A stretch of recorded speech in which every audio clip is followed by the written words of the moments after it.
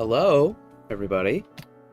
Welcome. Hope you're doing well. Hope you're having a good Thursday, day before the 4th of July.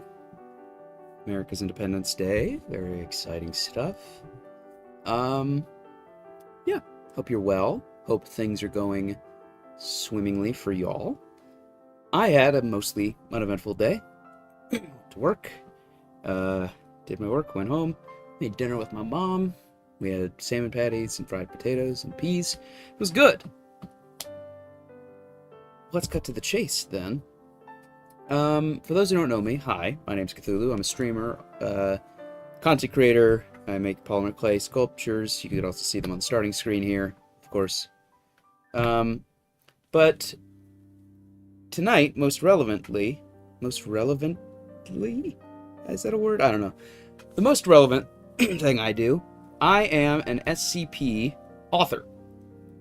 Now, for those of you who somehow stumbled on this video without knowing what SCP is, first of all, welcome.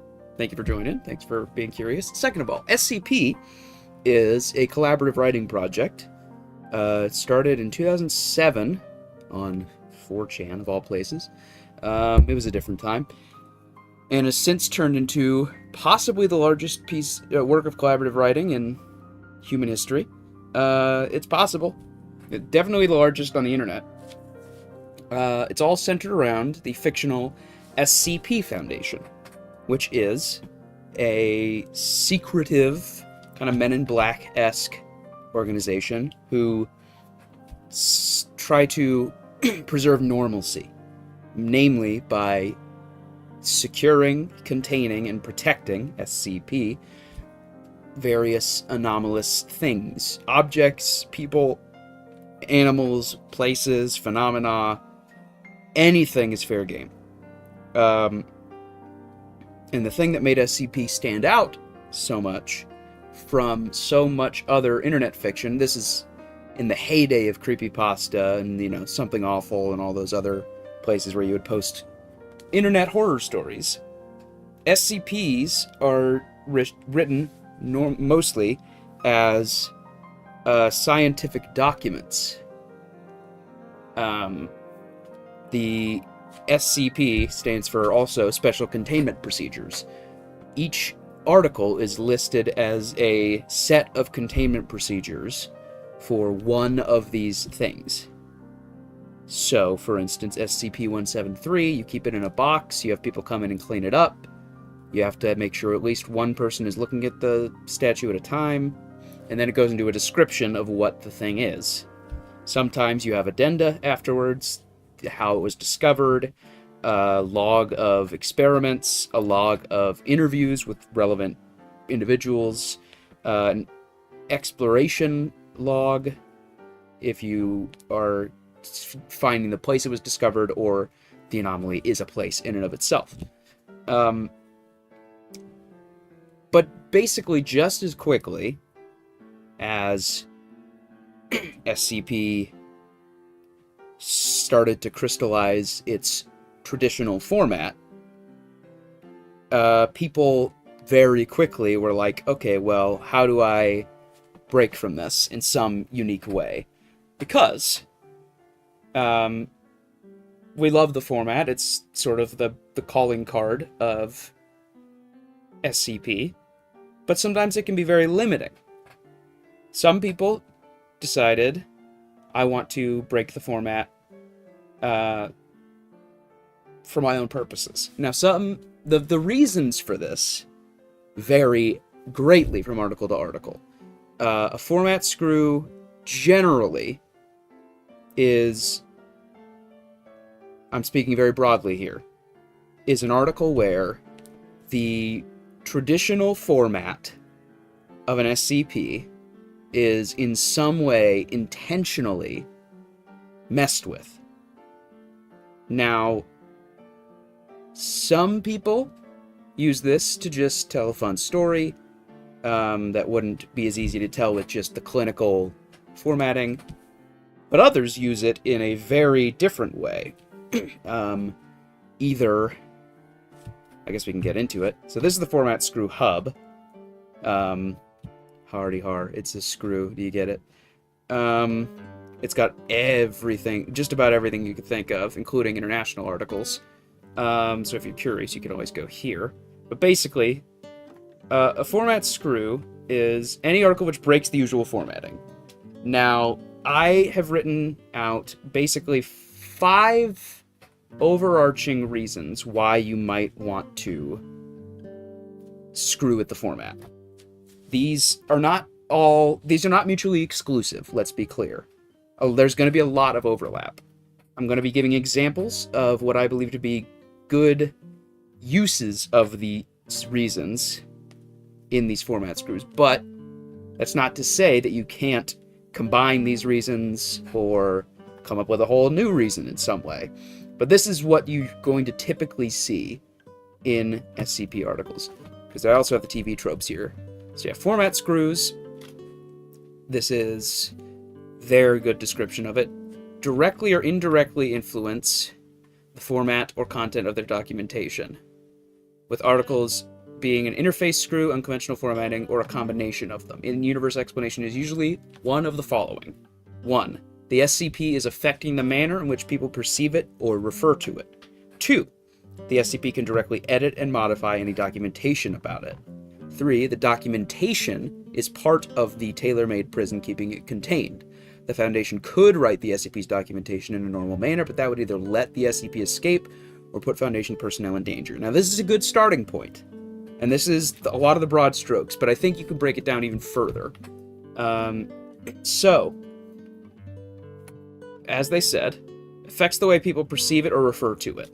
That is a pretty clear-cut reason. So, let's look through some examples here. Because if you are talking about an anomaly which affects the way people perceive it or write about it, naturally, you can't just write a traditional article. It's going to fuck with it in some way. So let's start with 245, written by Dr. Sumerian. This one, I'm not going to go too in-depth, but you have to download a game to access it. The anomaly itself, in fiction, cannot be described outside of the realm of a video game. Period. I'm not going to do too much. I'm not going to play it tonight. It's an RPG Maker little game, and you will learn more and more about the anomaly as you play more of the game. You also can get multiple endings and break it in various ways, but in the game you get this password. So yeah. I'm not going to go too much more in depth with it, but that, you see my point about, like, it affects the way you can refer to it or perceive it.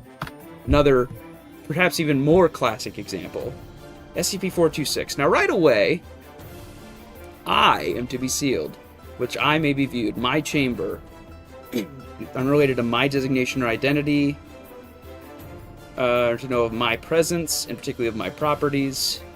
Hello, I am SCP-426. I must be introduced this way in order to prevent ambiguity.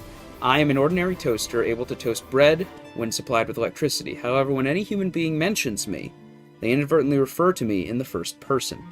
Despite all attempts, there is yet to be a way to speak or write about me in the third person.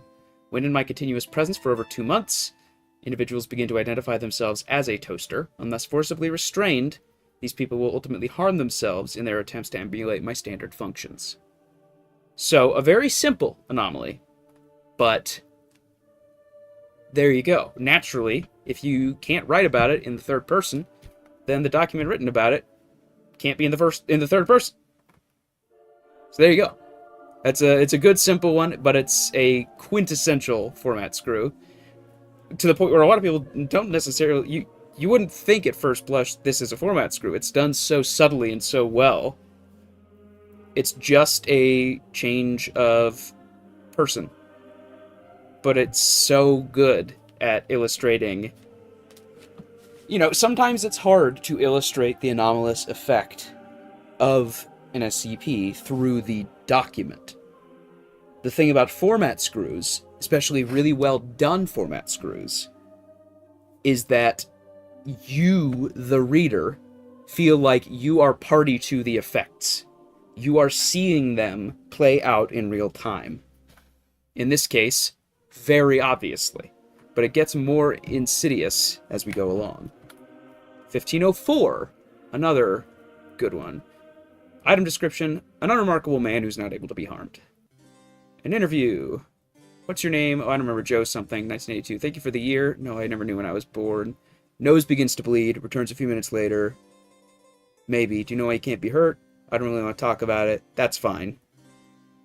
We didn't know his true anomaly. Turns out, he's not currently contained. He's a Caucasian male. Inability to be harmed or killed. All actions carried out will be perceived by surrounding individuals as being within expectations for the situation. It has been known to attack personnel who will then believe circumstance or their own doing has hurt them. It was brought to the attention of the Foundation because of its inability to be harmed. Site-wide security failure resulted in the on-site nuke being detonated. And then you find out, you use a filter. I'm not going to tell you, you'll just ignore me. You wouldn't even notice if I punched you in the nose. I didn't give you a fucking ear. Hey, Doc, watch this. Punches him in the nose. Oh, excuse me, my nose is bleeding. So the first document was false. It was misinterpreted because of his anomaly. And now we're seeing the true one. To show... We're not going to read all of that, because some of it's a little... the doctors themselves cannot perceive it as abnormal. It gets the point across. It's a scary concept, the idea of just not being able to even hear the correct words because they're too out of character for the situation. You're just like, your brain won't even let you. I love it. It's a good one. This is one of my favorite short, simple articles on the wiki. 1785, another very good use of the text itself. Judith is to be kept at Biosite 103. Pots should be fertilized every 4 to 6 weeks. Lisa should be trimmed back. Persephone should be handled with gloves.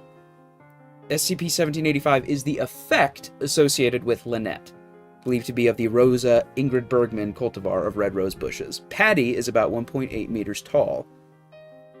Desideria's leaves are dark green and semi-glossy. Genetic testing of Rhea's leaves have no genetic anomalies. Maya can only be referred to by name, and each name once used will never be used again.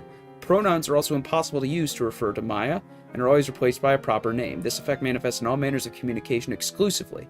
Observers are able to mentally refer to Hilda as whatever they choose. It is only when they attempt to identify Juniper that they are forced to use a name.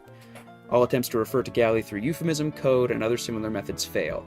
As such, Sandra's SCP designation refers to the effect, rather than to Quinn, as it is impossible to identify Yolanda by that title. Attempts to use masculine names to refer fail and come out as similar-sounding feminine names. Language seems to have some influence, as subjects under the effect will tend to use names common to their country of origin. Tina was discovered on the property of Mrs. Blank following her passing. Was uprooted and relocated by the Foundation. Previously, attempts at crossbreeding had neutral results. Any new rose bushes will display a similar effect when referred to once by any name. This effect remained undiscovered, as all growths were referred to with SCP-1785 as XX designations. They did not realize they were unable to use any names but their designations and the pronoun it, till Dr. Blank used the name Rosie before assigning a number. Rosie can only be called Rosie, but she can be referred to with feminine pronouns. All second-generation seedlings display the same anomalous properties when named, but are not limited to names like Fatima, feminine names. Third generation, etc., etc., it doesn't really matter.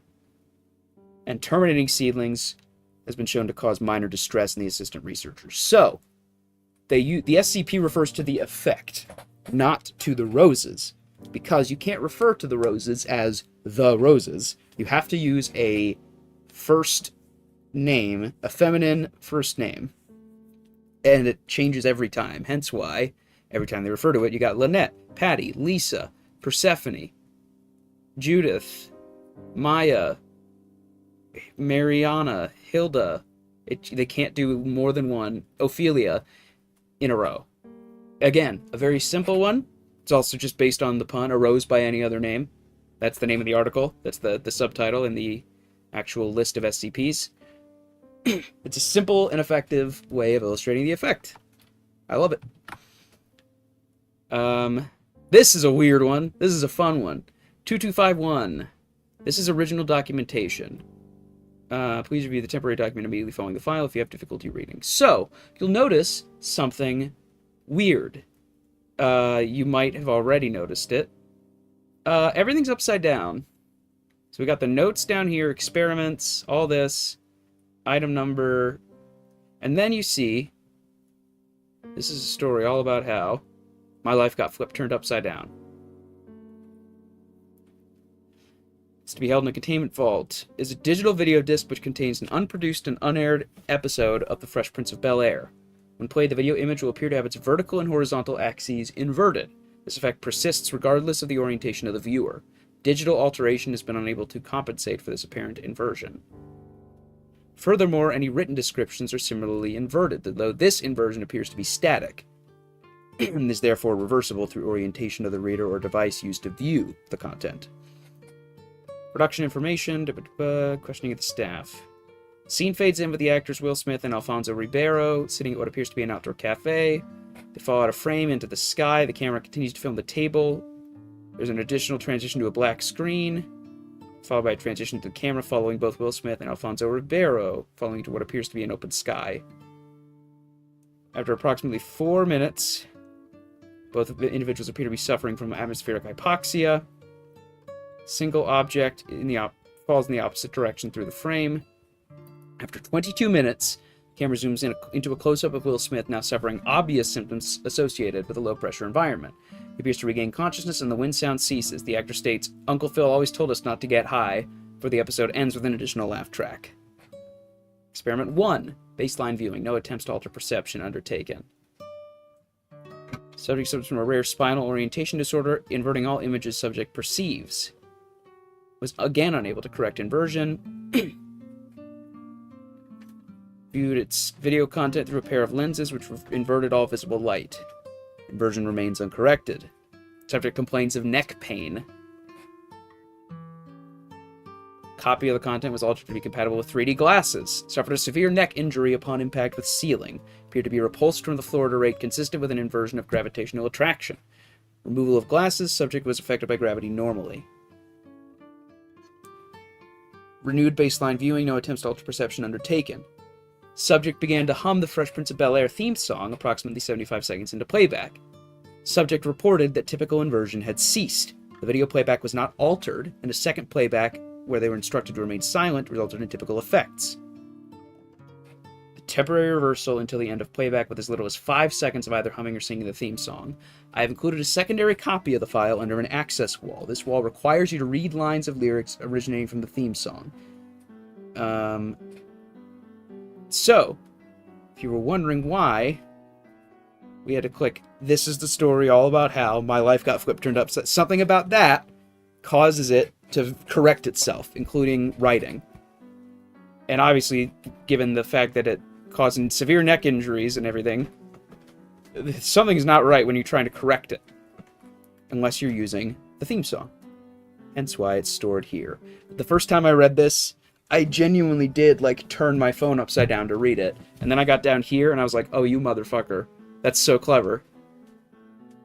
And this is the object that falls. It's not entirely clear what it's supposed to be, and that is okay. So yeah, that's why it says if you have difficulty reading and all. It's a good one. Even the licensing and citation at the bottom of the page is upside down. All of this. Entirely upside down. Brilliant. Now this is speaking of insidious, this is a real... Oh, that's the wrong tab. This one's a real problem. Allison Eckhart. Allison Eckhart number, Allison Eckhart. Allison Eckhart class, Keter. Till such time in which experimental cross-containment proposal Allison Eckhart 2719 or neutralization proposal Allison Eckhart can be enacted. Allison Eckhart and Allison Eckhart instances are currently contained in separate biohazardous Allison Eckhart containment cells at biosite Allison Eckhart. As per standard biosecurity procedures, Allison Eckhart's entering the containment cells of Allison Eckhart are to wear level Allison Eckhart suits in order to avoid being contaminated with Allison Eckhart. Currently, Allison Eckhart's are to be stored in sealed steel containers and buried underground at secure disposal area Allison Eckhart to avoid contamination or containment breach of Allison Eckhart. Okay. We keep going. Description. Allison Eckhart is Agent Allison Eckhart, a 31-year-old woman who was formerly a field operative for the Department of Analytics. Aside from a minor excess of sodium concentration in its Allison Eckhart does not appear to possess any physical anomalies. Prior to containment, Allison Eckhart had worked for 5 years as a Level 2 anomalous object recovery agent. Allison Eckhart did not possess anomalous properties during this time period. Allison Eckhart is a autosynecdochic. Now that's a big boy word.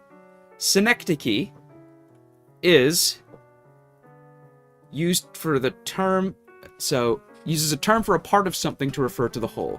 So boots on the ground,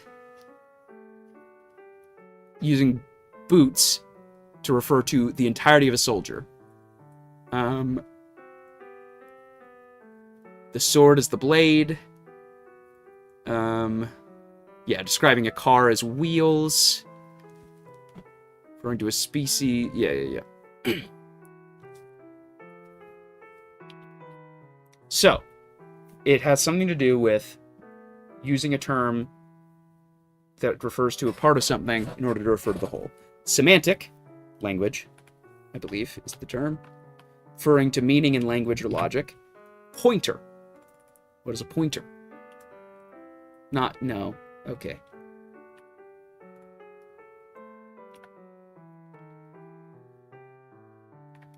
Basically, okay, we're not going to worry about that. It says, if this happens, it points to this. Believed to be the result of an artificially induced conceptual fractal. So something is infinitely large, basically. Because of this, Allison Eckhart's also possess the property of Allison Eckhart, and are thus perceived as Allison Eckhart. So what this means, given that we know what we know about synecdoche, referring to a part of something in order to refer to the whole.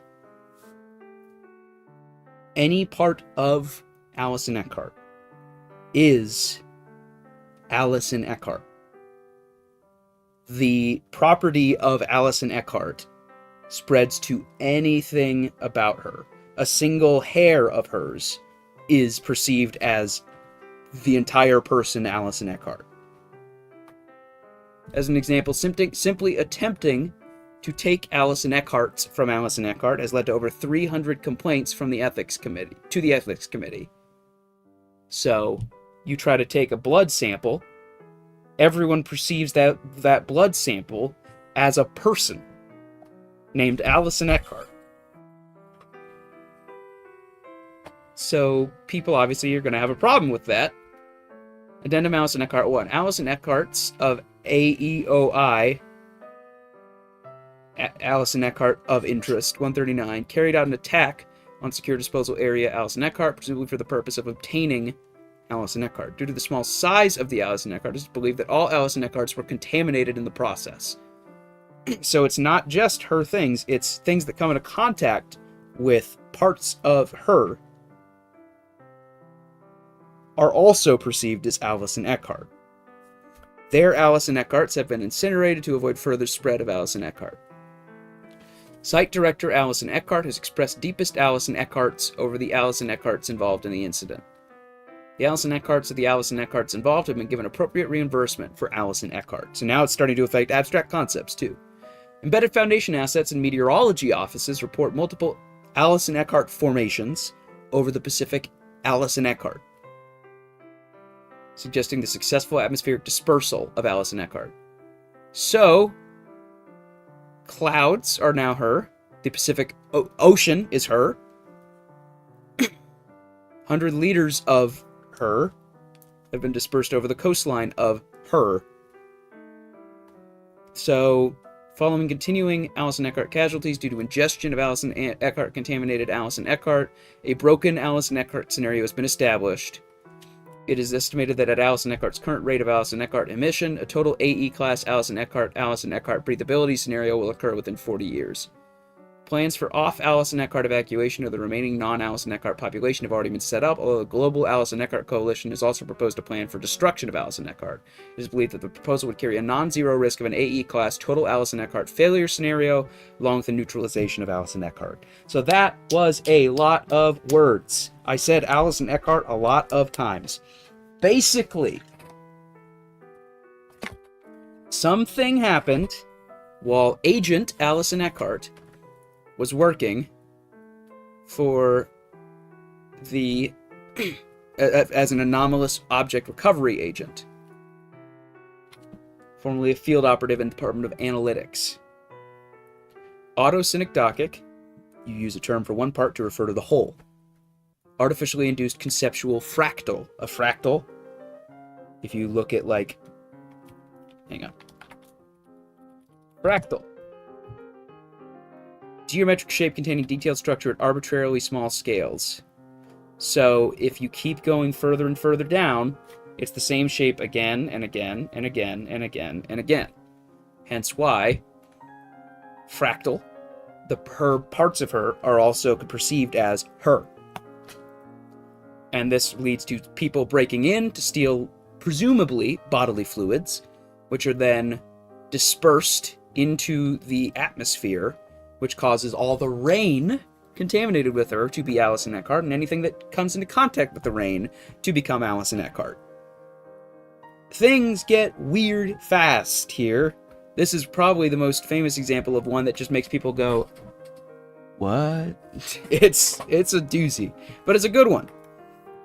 Now, the second reason, that was reason number one. We're only 30 minutes in. Strap in, folks.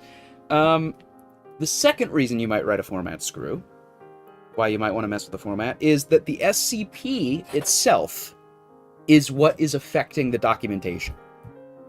So something about the anomaly makes it's not so much that you can't write about it. You can write about it. It'll just fuck with whatever you just wrote. It's not a mental thing necessarily. For example, 732 right here. This one's not my favorite. It's dated, but it's fine. It's editing its own. Currently uncontained. However, if containable, let alone contained, it should be kept away from all vital records.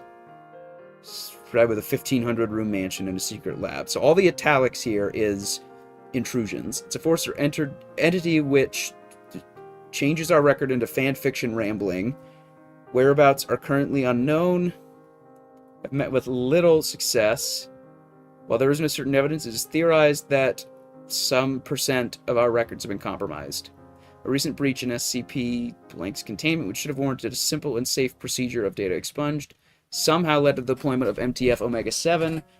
076 was quite displeased when he found out that the elfin death god he was sent to contain was not a death god of any sort at all. Quite displeased. For the sake of our remaining budget, it is strongly advised that more effective methods be found for countering its corruption.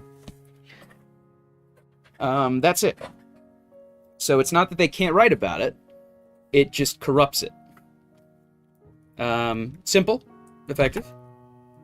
2316. This is a very spooky one. Cognitohazard warning. You might notice already. There's something here. Hanging out, hiding. Following file contains images and text that are carriers for anomalous cognitohazardous influences. You do not recognize the bodies in the water.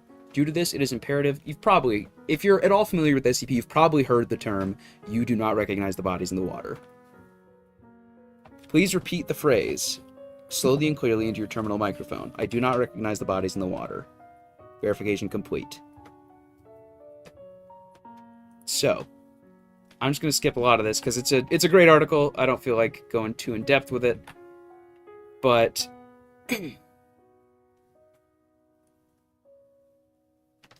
I recognize the bodies in the water, which is why it causes this to fail, because, yeah.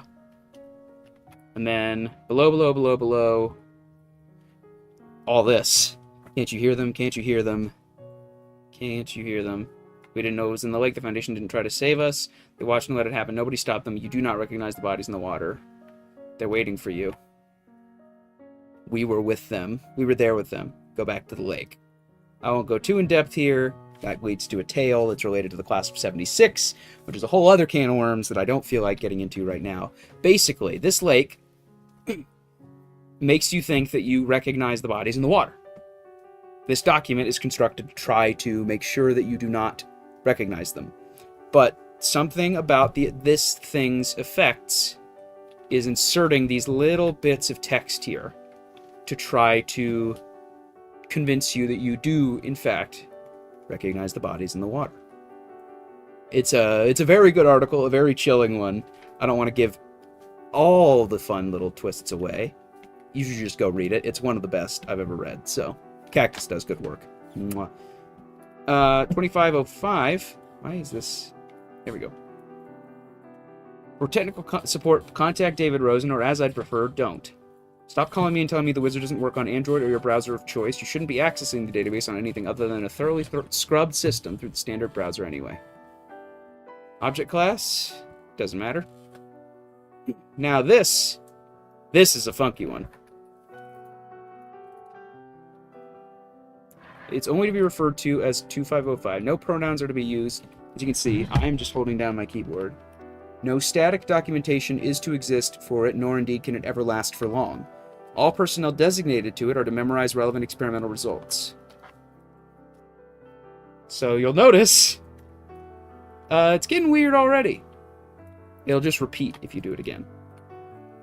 Description is a small metallic ball bearing which is affected by an anomalous informational phenomenon. Any information recorded in a static manner will consistently delete or destroy itself approximately 7.4 seconds after its creation. I'll try to do it piece by piece. I'll try to do it sentence by sentence, so it's a little easier to read here. But this is a very, very clever bit of formatting. It's a small metallic... Oh, that's right. I forget. Consistently delete or destroy itself approximately 7.4 seconds after its creation. This method of removal is dependent on the method of recording. For text entered into a computer, one character at a time, the information is deleted one character at a time, 7.4 seconds after each character is typed. For digital audio recordings about it, files will be edited in real time, 7.4 seconds after recording, to white noise. Both of these methods cause no lasting damage to the electronics that they are being recorded on. For non-computerized formats, the removal of information can be more destructive. For example, with vinyl recordings, the sections of recorded sound on the vinyl will superheat 7.4 seconds after recording, melting the record and destroying the data. Information written on typewriter or pen, the ink will typically dissipate into an airborne particulate. Information carved into surfaces typically results in the catastrophic destruction of the surface. When a non-human sapient mind is introduced to information, it will typically forget that information after 7.4 seconds. The only known long-term method of recording information is within a human mind. That is, remembering the information. Besides this effect, it exhibits no other anomalous properties. Its shape is, however, exceptionally close to a perfect sphere. So, and then once you go down here and try to submit it, creation of fraudulent articles will result in disciplinary action. I wish this warning didn't need to be here. Error code, because anything you do by yourself will probably make it worse. So, this ball bearing deletes information about itself. So you, presumably the Foundation researcher trying to write the document, are typing away, and it's deleting all this information as you try to type it. It is one of the most clever uses of CSS formatting, and again, a perfect illustration of its effects in real time. It is one of my favorites just for how smart of a use of formatting it is. Love this one. It's so very good. 2557, this is a silly one. Immediately, we have the logo for a company. Item number, a holding of envelope logistics. Can no longer be contained by the Foundation as it is now a holding of envelope logistics. This obviates and annuls all pre-existing containment procedures. Foundation personnel reading this file can receive the first transactions in their targeted portfolio free with coupon code DRISTADUMNA. The concept of 2557 as a set of special containment procedures is a possession of envelope logistics, the leading buyer, seller, and holding company for abstract concepts in the Tri-Universe region. Purchased from a Foundation employee in Q4 2011, it is now one of the many locations you can get started investing in concepts with a trusted envelope logistics agent. The concept of 2557 is just one of the many holdings we help our clients buy and sell. As an example, one agent in Utica, not a real place, by the way. It's referred to in a couple other things related to dream stuff. Help clients buy, sell, and trade in concepts as diverse as the dreams of 33-year-old residents of the bailiwick of Guernsey, the effectiveness of new HR policies at EI Dupont de Nemours and Company, and gender dysphoria in 1 week alone. Testimonials: Dana G., Yonkers, New York. I invested in the abstract concept of Tony Blair's political career in 1984 when he was just a member of Parliament for Sedgefield.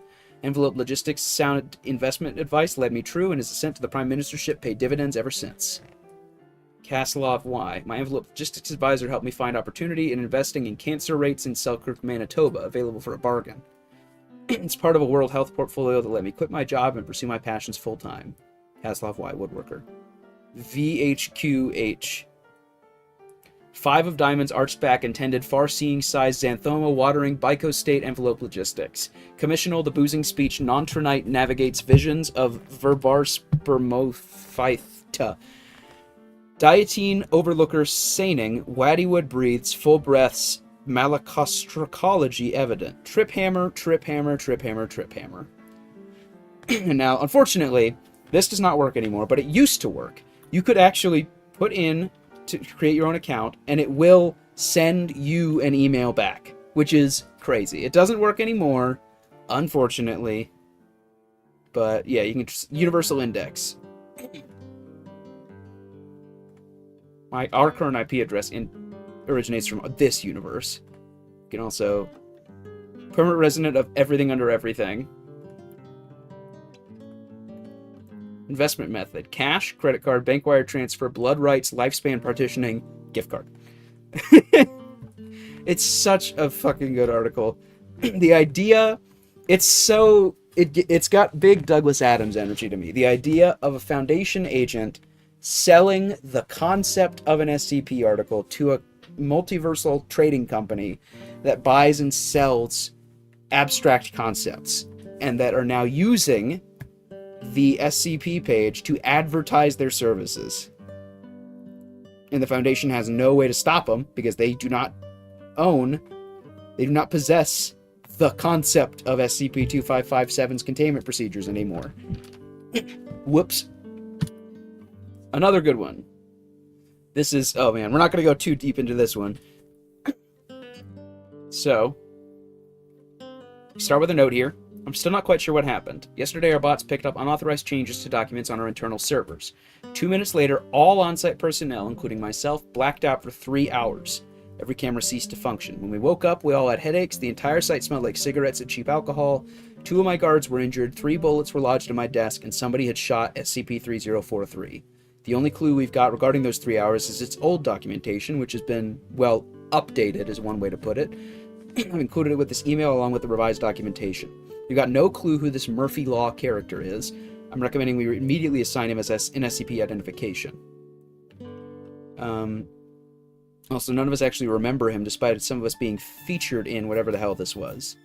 Short of this is this. Either he saved us from the mother of all containment breaches, or he just wanted us to think that he did. Regardless of which, we need to know who he is and what the hell he's capable of. So this article is a screenplay. I won't go too in-depth here. You see a lot of ugly in this line of work. Good people with bellies full of lead left to bleed out in rain-soaked alleys. Love ruined, turned inside out until it just becomes an angry, festering sore. Statues that'll kill you as fast as you blink. When it comes to ugly, nothing beats a containment breach. Don't call me Toots. I got a fucking doctorate in molecular physics. Anyway.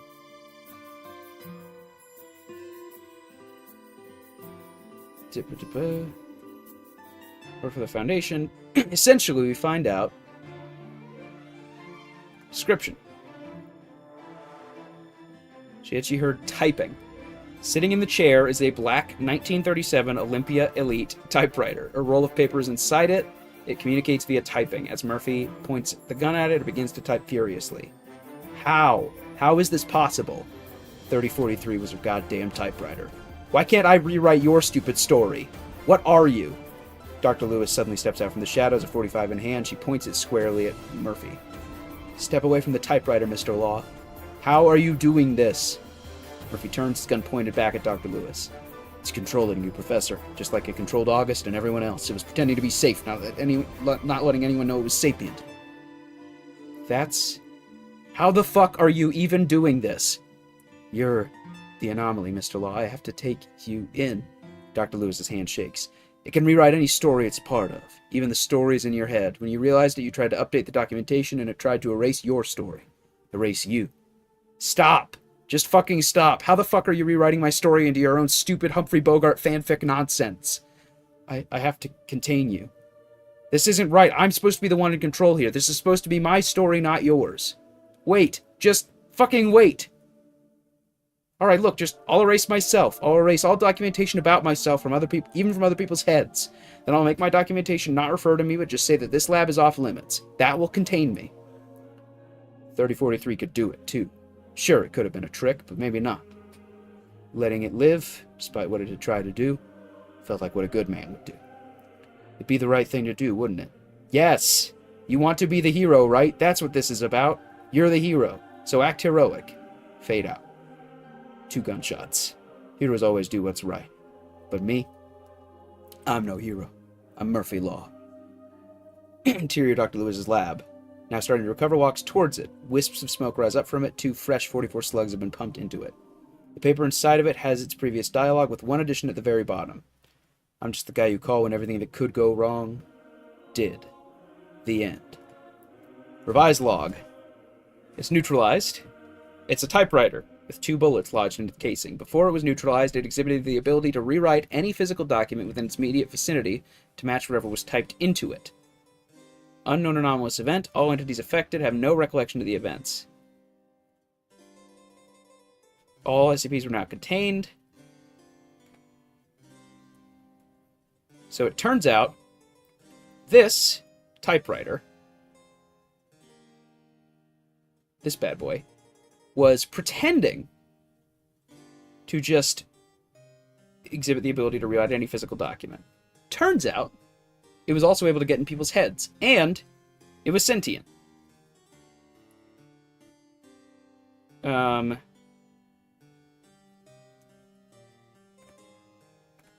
So what happened was, it tried to erase a researcher that was trying to update its documentation, because it knew the jig was up. But Murphy Law, a fictional character who exists only in screenplay form, collapsed everything in this facility into a screenplay, so that he basically pushed them down into fiction, so that he could interact with them and with everything else. He recontains everything, solves the mystery, destroys the typewriter, puts everything back. Hence why all the documentation here is this form of the screenplay that was found in the typewriter. This article's brilliant. I'm not doing it justice here, because we're only going over it briefly.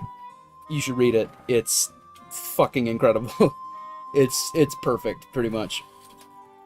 Now this one, oh boy, this one's a doozy. We're not gonna go too far into it, especially because, yeah.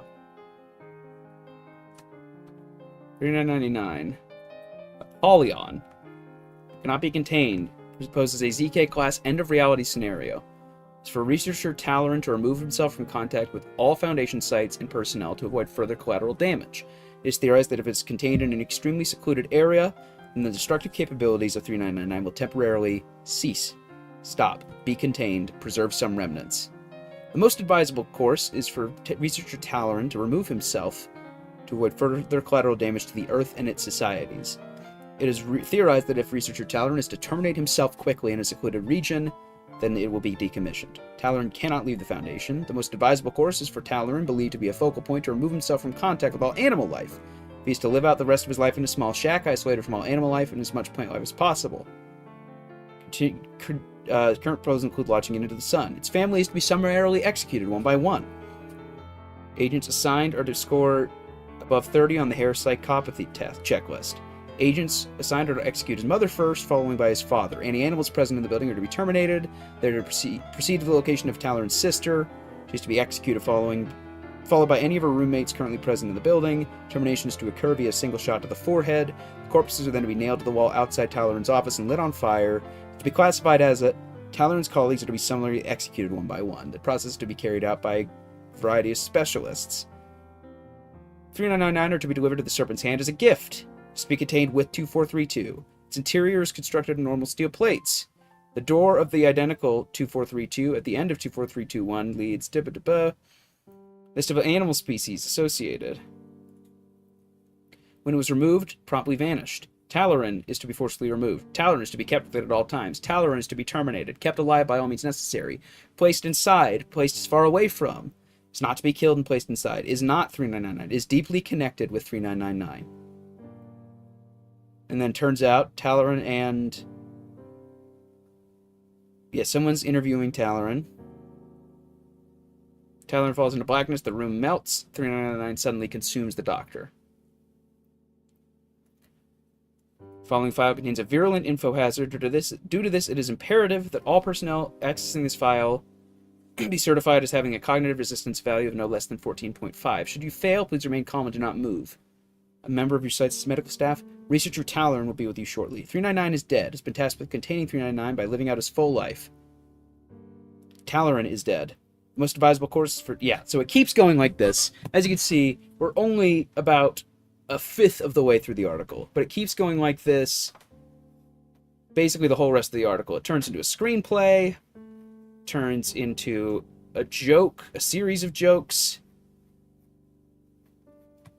Another notice is an insolent pencil. He's to be shunned by all yarn until the 11-day Empire eats the sky. Fuck him in the ass. Jesus. Is a murderous penguin. Is Max Landis. Is a fool. Is brutalist architecture. 3999. So, what's happening here, you might be wondering. I can't really sum it up perfectly, but I'll do my best.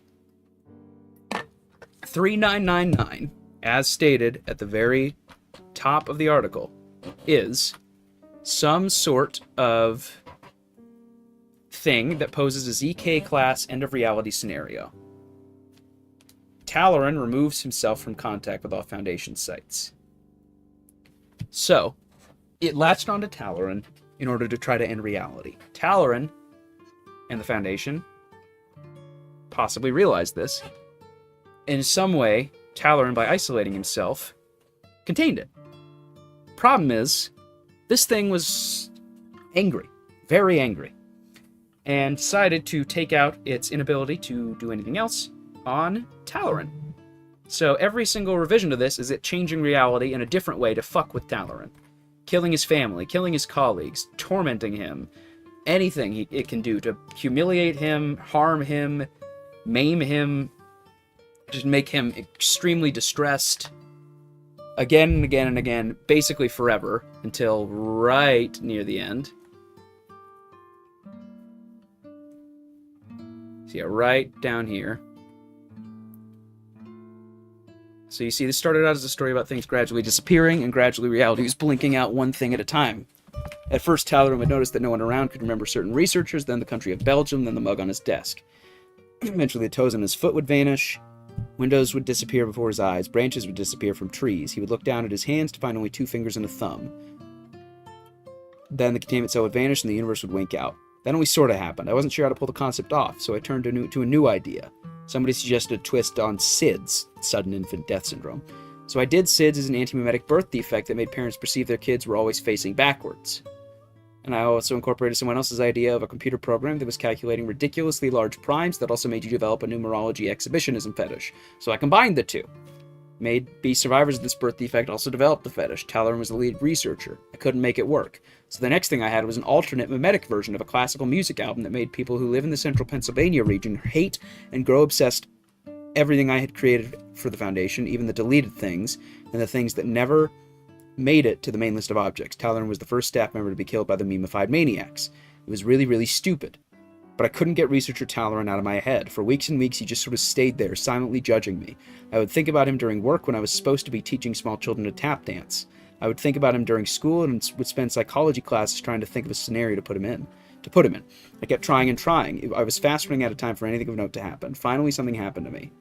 At 1 in the morning on March 24th, 2017, something happened to me. I woke from a light slumber to find I couldn't move. At all. I could barely even open my eyes. I couldn't even breathe, and I found myself struggling to get the muscles working that would keep me alive. I laid there on my bed for what felt like hours and hours of pain as my muscles began to cramp and twitch. Then James Martin Talaran, level 3 researcher, rose up like the devil at the foot of my bed. He was this incomprehensible dark shape, but somehow I recognized him instantly. He just stared at me with these horrible glowing eyes and just laughed and laughed at my condition. I wet the bed at that point. Then from his lab coat he pulled out a giant, gleaming, curved dagger. It was glinting oddly in the moonlight. As I watched, he stuck the dagger in his mouth and sliced horizontally. His lower jaw fell to the floor, despite the impossibility of the cut being that powerful. What happened what remained of his mouth dipped, but like a whistle beckoning dogs, this is a cue for all terrors of the world to come pouring out of every nook and cranny to join Talaran there. It was all the nightmares I had spent a better part of the year immersed in. Sliced presidents, unstoppable lizards, clockwork people, iPods, dear gods, moving statues, old men both good and bad. All standing silently, a crowd of horror. They looked contemptuously at me lying, unmoving, in my piss and shit-stained bed. Why would you bother your time with us? In the grand scheme of things, we are ultimately nothing. Idiotic horror creations. You have so much more you could be than a crater of garbage like us. Be somebody, I seem to hear them say. And as they stared, one of them, a rotting corpse thing, patted Talaran on the shoulder. He took the dagger stained in his own blood and leaned over me. His red eyes stared into my soul and saw each and every bad thing I had ever done. I gulped and, summoning every ounce of will I could muster into my muscles, made my lips move. Do it. He plunged the dagger into my stomach and ripped it sideways. My intestines spilled out onto the wooden floor like wet sponges. Talaran's grotesque moss dripped and splattered blood onto my face as he leered over me, and the whole collective abortion of creatures watched smugly. I woke up. It was a dream. And this is where you come in. I'd sat down and wrote this whole thing then and there. I had to. It felt right. It's currently been about 2 days since that nightmare, and I'm only just finishing up. This is the ultimate end. This is the restoration of things. I don't know whether I can continue from here. I don't know whether I will. The 11-day empire melted me, and I submitted. You watched me submit from the moment I joined the SCP Foundation, the Foundation community. 3999 has won. 3999 has lost. I hate myself. I love myself. Neutralized. It's contained. The interior of the containment cell consists of a kilometer-long shaft into the earth. Was apparently a Keter-class object, possibly an entity of some kind. The containment chamber was discovered during a routine inspection at Site 118. Could not determine how they got there. The corpse of Talaran was found. Talaran had disappeared almost directly following reassignment to 118. A Foundation-assigned cell phone was found on his body containing only a piece of text resembling a containment procedure for 3999, but with many stylistic deviations and nonsensical procedures, as well as redacted information concerning the nature of the Foundation. From it has been determined that Talaran was assigned to 3999. It had significant reality warping properties. It breached containment at some point and either caused a CK-class reality restructuring event or a ZK-class end-of-reality event, and it was subsequently terminated by researcher Talaran at the cost of his own life. And that's all I wrote. Okay. This article's a lot. Essentially, that note right before the end was written by the author of this article, obviously. But I'm talking in the fiction of this article. Lord Stonefish wrote that in fiction as well. Now that's... Whew, we're getting into some real meta pataphysics mumbo-jumbo. Essentially, Lord Stonefish had been trying to write an article about James Talaran for a long time, trying and failing and trying and failing. And then he had a nightmare about Talaran coming up and attacking him. And this article is basically meant to simulate the experience as an author of putting a character through all these different horrible tragedies again and again and again and again and again. He is essentially 3999. The author is, to a certain extent. It's an article that has more than one meaning. There's the surface level, it's an anomaly that wanted to fuck with Talaran. There's also the meaning of the author is 3999. That you could probably parse even more meanings from that. You could also argue that the author is Talaran, and that 3999 as an article was like fucking with him repeatedly. I'm not going to go too much more in depth with this one because it's very complicated. It's good, you should read it. Now, another good use of weird formatting. 4746. So right away, if you just read the article as is, should not be contained, but must be eliminated as soon as at all costs. Collateral damage is irrelevant. No attempts may be made to negotiate. Visual aid to assist personnel in terminating it on site. It's a Caucasian male by the name of blank blank. who must be eliminated at all costs. Foundation personnel reading this are hereby commanded to terminate it with extreme prejudice if the opportunity arises.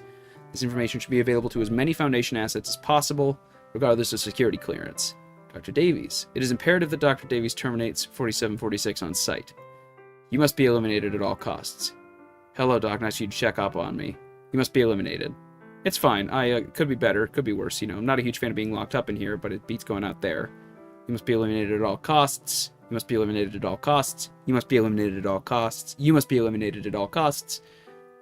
I have breached protocol regarding 4746, and in doing so, I have failed the Foundation. In light of his actions, Dr. Davies' employment at the Foundation should be terminated. Following this, its designation should be updated to include John Davies as well. Okay, so you might notice that the text was fading a little bit when I put my cursor on it. So, immediately, it is Euclid. Visual aid to assist. Photo predating their anomalous nature. The containment procedures should be contained at an undisclosed location by Foundation personnel who are able to perceive the unaltered version of this file. It refers to former Chaos Insurgency operative, AR. Perception of any information regarding it is anomalously altered to fit the narrative that it must be killed. These alterations contain mild cognitohazardous triggers to convince subjects of their veracity. Said effect can be nullified by a sufficiently high mimetic resistance. A routine interview conducted in its cell. Good morning. It's time for the scheduled interview. Coughing fit. You alright? Feeling any better lately? It's fine. I could be better. Could be worse, you know. Not a huge fan of being locked up in here, but it beats going out there. Plus, I don't think I could stand if I wanted to. That's a shame. I assure you we're trying our best to fix this. No, don't get me wrong. I know I'm lucky you people found me first. Like I said, things could have turned out a lot worse for me. I'm just hoping that my services rendered would at least net me a luxury cell or something. We're keeping you here because we value what you did for us. Yes, of course I understand that. I'm not naive. Your bosses wouldn't have given me the time of day if something hadn't caught their eyes in those documents. Do you have any idea how hard that stuff was to get a hold of? The one about infiltrates, for example. Sorry, but for the record, can you tell me a bit about the anomaly? Huh? You want to talk about this again? Look, I don't know what else to tell you. I have no idea how the mark works. Wasn't even aware that something like it existed. I genuinely thought you guys had double-crossed me when the extraction team started shooting. Of course, I knew ahead of time that the insurgency takes this kind of stuff very seriously, but for what it's worth, I'm sorry about how things turned out. Well, thanks for the sentiment, I guess. Never sat right with me, you know, working with those people. That's why I contacted you guys in the first place. That'll be all for now, then. Thanks for your time. Alright, see you next time, Doc. I'll be right where you left me. Till next time. Now let's hope this works. These logs are being made publicly available in order to test his hypothesis regarding the effect of it on information in an interview format. I don't know if anyone will be able to see this, but here goes. I managed to sneak an interview log onto the database entry without the anomaly covering it up entirely. Looks like I was right. It's not foolproof. It can't seem to affect his own speech. Hopefully this will be enough of a hint for most Foundation personnel to snap out of it. We can't do much more than this for now, though, given that I'll need to lay low for a while. We didn't quite expect it to react like this. So, what happened was, this man, AR, was a part of the Chaos Insurgency, betrayed the Chaos Insurgency, and they put the mark on him, which causes, as this said, any information regarding it to be altered to fit the narrative that it must be killed. So, obviously, in-universe, they're not able to hover over it like this. This is just for us, the reader. In-universe, you either see the normal version, or you see the version that we're seeing right now, that says you have to kill him. The original version, so this is all altered by whatever the mark is that they put on him. Essentially to try to trick the Foundation into killing him as soon as possible for betraying them. It's a good one. Now this one, oh baby, we're not gonna go. I can't possibly break this one down in one video like this. At least, definitely not partway through. So, contain no specific members to be described. Ensure all presented details are consistent with those presented earlier. In the event of inconsistencies, report the incident and cease reading. So you can check for changes. Isn't that helpful? Oh, no changes detected. Isn't that nice? It's a set of 4 hand-carved stone heads. Acquisition. Salford Masonry. Parawatch Wiki posts. Agent Marquez of Site 199 visited the masonry. 4-person research team. View research notes. So, we continue on. Carruthers, Blott, Shepard, and Winford. So Nicholas, Gregory, Lauren, Claire.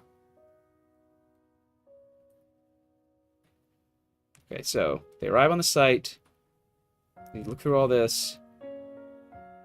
So there's 4 stone heads at the Salford Masonry. You continue along. Lauren tested for a plethora of metrics. Thaumaturgic activity. Again, I'm not going to go fully into. Conversation recorded from Salford Keys Delicatessen. What's our next step? We know those 4 heads have some thaumaturgical properties, but nothing more than that. Winford exits the women's toilet in a hurry. One of the heads is in the bathroom. What? Are you alright? Yeah, I'm fine. It's in the bathroom next to the sinks, like it's meant to be there. It wasn't there when I went in, I'm sure. And then when I was, you know, if I felt that thing that happened earlier, Nick, you called it something. Compulsion recovery, I think. When I left the stall, there it was. It's the right thing to do to come tell us. You go get it. Stay here, Claire. Take that with you. Yeah, -3, the marble one. Open your bag for me. So it's this one. You got the head in your bag? What on earth could possibly have compelled you to do that? You can say it's supposed to be in a display case in the bathroom. Go put it back right now. And now, should be when you scroll back up.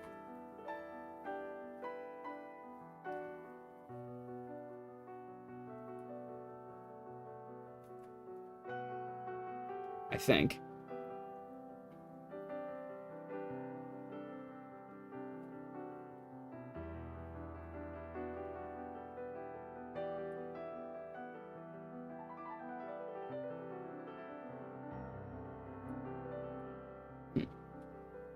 Maybe not. Did not change yet.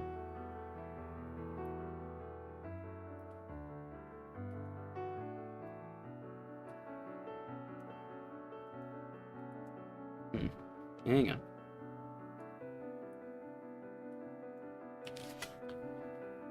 Go put it back now.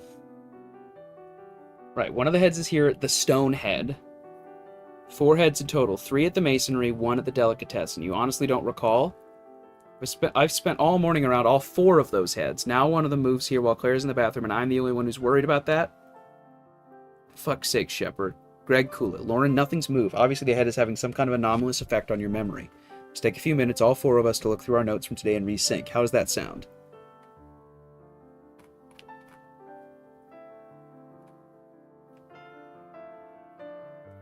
I don't know why it's not changing here. Call off testing, go home right now. Put 3 in the van. Really think this is the right thing to do. We've returned to the Bradford Masonry. Claire, gather up the 4 heads.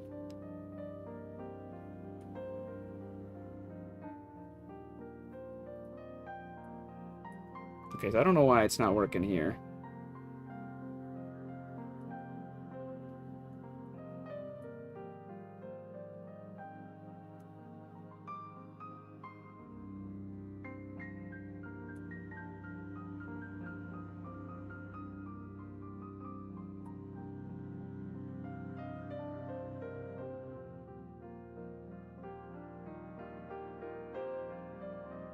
Okay, let's see. Has anything changed?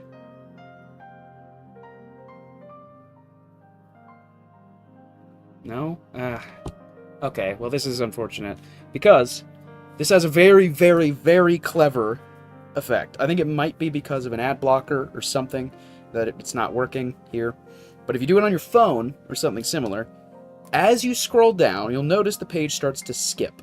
Just ever so slightly. It'll change little details when you go back up. Like when he says that the head is meant to be in the bathroom, you'll scroll back up, and it describes everything as having been... That head's always been there. it changes from Salford to Bradford. You go back up, it was the Bradford masonry. There were 4 people on the team. No, there aren't. There were only 3. Now it's a different team, and now there's 7 Stoneheads. It's a whole thing. I promise you it's cool. I wonder if me being zoomed in? That's what's fucking with it? Let's try. Let's give it a shot. Why not?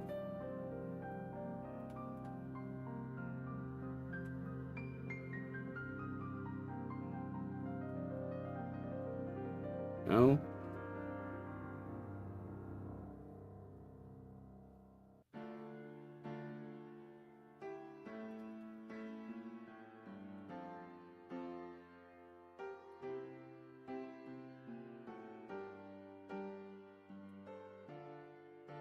Yeah, it's just not working. It's a shame. There's 4 mats on this screw, it's true. Hi, Trout Mask Replica, welcome. A critically acclaimed SCP author, Trout Mask Replica, is here. Welcome, welcome. I'm trying to show the people how cool the formatting is on 8822. Unfortunately, it's not working. So I'm trying to explain it. Hang on. Let's... Real quick. Oh, not that one.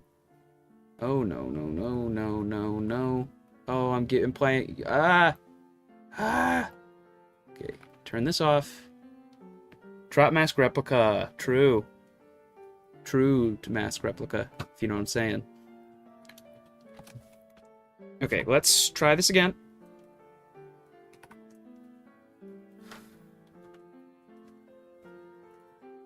View research notes. Salford. All this. Someone called me into the front room. Yeah, I'm thinking of even just trying to open it in a different browser. Because it's worked on my phone. I've gotten this article to work before. Okay, the head's in the bathroom.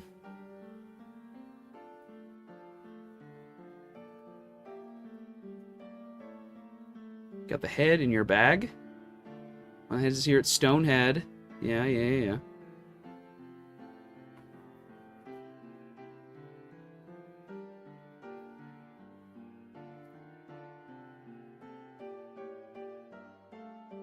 Yeah, it's just not gonna work here. That sucks. Okay, let's try... God, I'm gonna have to open fucking Microsoft Edge. Okay.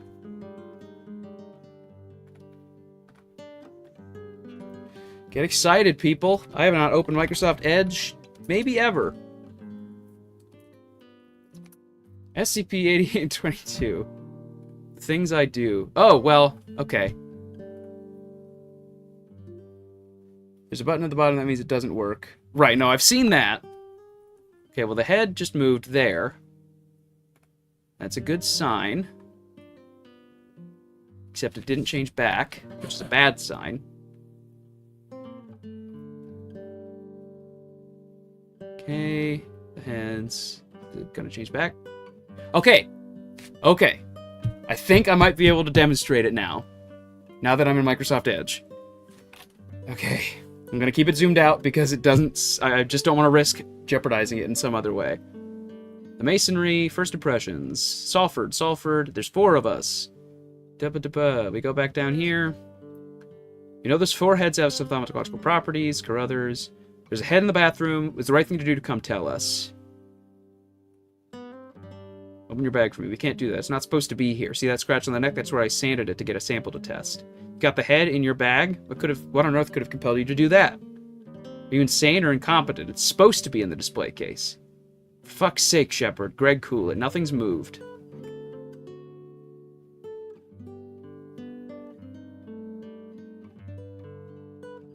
Call off testing. Go home now. Thank you, Nick. I really feel this is the right thing to do. We return to the Bradford Masonry. Come on.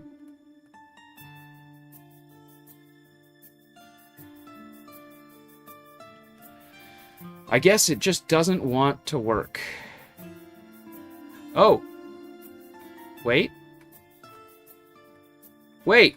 Oh, there we are. Okay, it kind of worked, but I had to... Okay, so now it's Bradford Masonry. I had to scroll... So that's not how that's supposed to work.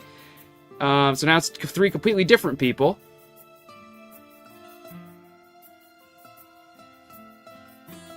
So now there's 2, all this, 3, there's an interview, 5, 6, 7, whoa. Point being, I'm not going to spoil the entire article because it's one of my favorite articles I've read in the last year or two. It's an incredible use of formatting. Basically, the anomaly changes reality. The article changes to reflect that, including, while you're reading it, it changes the things you've already read. So you're like, wait, that doesn't seem right. You scroll back up, and you're like, wait, that's not what I read. And it does that the entire time. It is a smart use of formatting. And I had to open Microsoft Edge to demonstrate that. But it was worth it. It's a great article. You should all go read it. That's the end of that point. Now, we've talked about 2 reasons why you might use a format screw. The SCP itself affects the way people can perceive it or write about it. The SCP directly edits its own documentation. Now, for a very interesting one, the documentation is a part of containment. These get weird. So, this one's not a traditional format screw, but I wanted to include it just because I think it fits. SCP-1055 is an info hazard. Information in this document is presented strictly on a need-to-know basis. Its living quarters are accessible via a monorail. It will fixate upon a random object and clutch it tightly at all times. Staff must allow and encourage this behavior. Containment depends primarily on both its isolation and positive social attitude. And then, access additional information. Containment depends primarily upon the health and well-being of its caretaker, the D-Class. Due to its extreme reactions to human perception, successful containment requires the staff be misdirected to believe that the D-Class is the anomalous entity himself. Few interesting cases where an SCP is formatted as something else in a universe. This is true. I should have included some of that. Yeah, those are pretty fun as well. Is of diminished mental faculty, but aware of the importance of his service in keeping Bugsy safe in his arms. Level 4 personnel are not allowed within Site-77, nor may they directly interact with any personnel. The SCP is formerly Michael Schroeder of Douglas, Wyoming. He is a Caucasian male, 6 foot 4 inches, 280 pounds. Suffers from autism spectrum disorder and Down syndrome. It may be addressed as 1055, Mikey, or any nickname which he suggests. Despite classification as an anomaly, staff are encouraged to address it with normal social pronouns in documentation and conversation. Data expunged. Access additional information. Under normal conditions, 1055 superficially resembles a species of... It's a kind of bear. I don't remember. I believe it's a grizzly bear. In fact, let's double check. Why not? It's a grizzly bear. I was right. However, its volume, mass, and morphology shift spontaneously. The means by which it gains and loses mass is not understood, but it appears to be in relation to the number and proximity of individuals who are aware of it and the nature of the attention it receives from them. Hostile or fearful awareness increases its size and hostility significantly more than benign awareness, but due to its violent nature, even a calm awareness of its existence can quickly spiral into a potential containment breach as the danger it presents escalates and it exposes itself to more individuals. In the event of catastrophic exposure to awareness, it will quickly be overwhelmed by its own size and will no longer be able to effectively move at will. However, it will continue to grow and produce sensory organs and appendages which are used to assault any living creature within reach. It possesses no specific ability to resist trauma. However, about 75% of hostile action to date has failed to destroy more of the organism than the very act itself generated, even in circumstances where the trauma was applied remotely via bombing or automated defenses. No upper limit to the size of its biomass has been established. The only event which has ever been shown to effectively reduce it in size is the death of at least 80% of the individuals aware of its existence. Amnestics are not sufficient to eliminate awareness. Total elimination is hypothesized to require the extermination of all previously exposed individuals, including the O5 Council itself and anyone who is reading this document. It is the unanimous opinion of the O5 Council that a failure to properly restrain it could quickly spiral into an XK-class scenario if its existence became publicly known. Containment procedures adapted from GOI intelligence. Current procedure was adopted following its 12th containment breach, which resulted in sustained precision bombing and the loss of all personnel within, with the exception of the D-Class. Double-blind recovery teams found it alone in the rubble, clinging to the shredded remains of 1055 as a security blanket.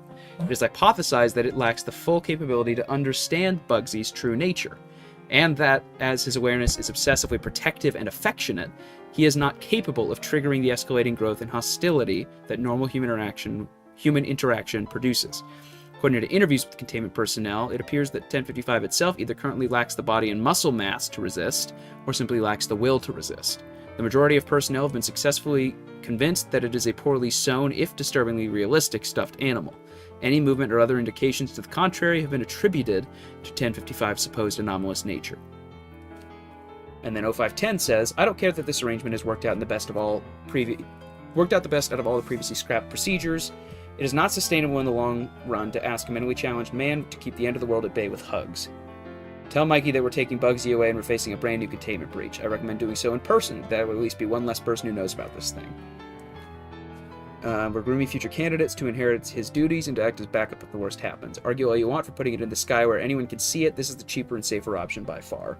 So, the optics of using a mentally challenged D-class aside, it's a very interesting example where the documentation itself, this is an anomaly that adapts based on perception, based on the amount of people that know about it. So, if you convince people, or at least that know about its true nature, aware of it and the nature of the attention it receives.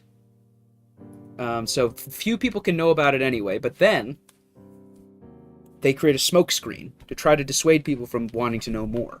The D-class is the anomaly. The bear is just one of the things he owns. Doesn't matter. Forget about it. Because if they made the bear the focal point, they would be giving it attention, which will allow it to grow, and grow, and grow, and grow. So they need to create this smokescreen. The entire document here is a smokescreen for the entire rest of the Foundation. I think it's a pretty smart use of this sort of inverted formatting to trick you, the reader, at first, and then realize, oh, there's a lot more going on here. There's another one like this. I can't remember the number. It's a chair. Turns out it's actually whatever most people believe it to be. So right now they have them believe it's a chair. But if enough people believe it's a horrific world-ending threat, guess what it becomes? 2439. This is a very interesting one in that technically the documentation here does not affect its containment. Rather, the documentation has to exist in this form in order to... It's hard to explain. Let's just go in. So, take a breather to read this every 5 minutes. 2950, is that right? Yes, yes, yes, yes. This is the one. Good shout. Metal folding chair. Its effect causes those who sit in it to experience elevated levels of comfort. It's safe. It's stored in a standard anomalous item containment locker. Testing has indicated the longer they sit, the more difficult it is to remove. Identity recognized. To the new 056, you're the only person inoculated with the anticognito hazard capable of allowing you to see this. You probably guess there are things that are below the surface in this big place we call work. And sometimes some things are so dangerous that only a few people can ever know about them. That number is 1. It's not simply a very comfortable chair. That's what we want people to think. It is not something that we can not define because we cannot remember it. It's undefinable because we must define what it is. It takes the form of whatever the majority of people think it is. Is it actually a chair? To most people it is. You know better. We make sure this document gets around to a lot of people just so people know that it's a chair. It's designed to be as mundane as an SCP could possibly be. No mind tricks, no insane hostility, no helpful properties. We want people to be as disinterested in this chair as possible. If you find out that someone is trying to run a test on this thing, don't let them. You might be thinking, why don't we simply forget about it? I wish it could be that easy. Unfortunately, somebody out there knew what it is too, and that somebody wrote a damn book about it. It started when we found a book describing it as some kind of XK-class monster. We initiated containment protocols along those lines, believing that it was true, and so it was. In the process, the Serpent's Hand drained themselves trying to stop us from getting that book. We never understood, and most of them didn't either. There were few who had the knowledge to tell us the truth, but they only told us when it was far too late. They showed us their books and their stories, and that gave us what we needed to know. A lot of us were skeptical, more of us were desperate. After doing what was necessary to erase awareness, it was agreed that one of us on each side would keep the knowledge to prevent something like this from ever happening again. Neither of us ever found out where those books came from. We've kept our end of the bargain, and hopefully so have they, and now it's time to pass the torch on to someone else. I don't have to remind you that you're alone on this one. It's not exactly like you can call up the Serpent's Hand and ask for backup. And then this leads to a whole other thing.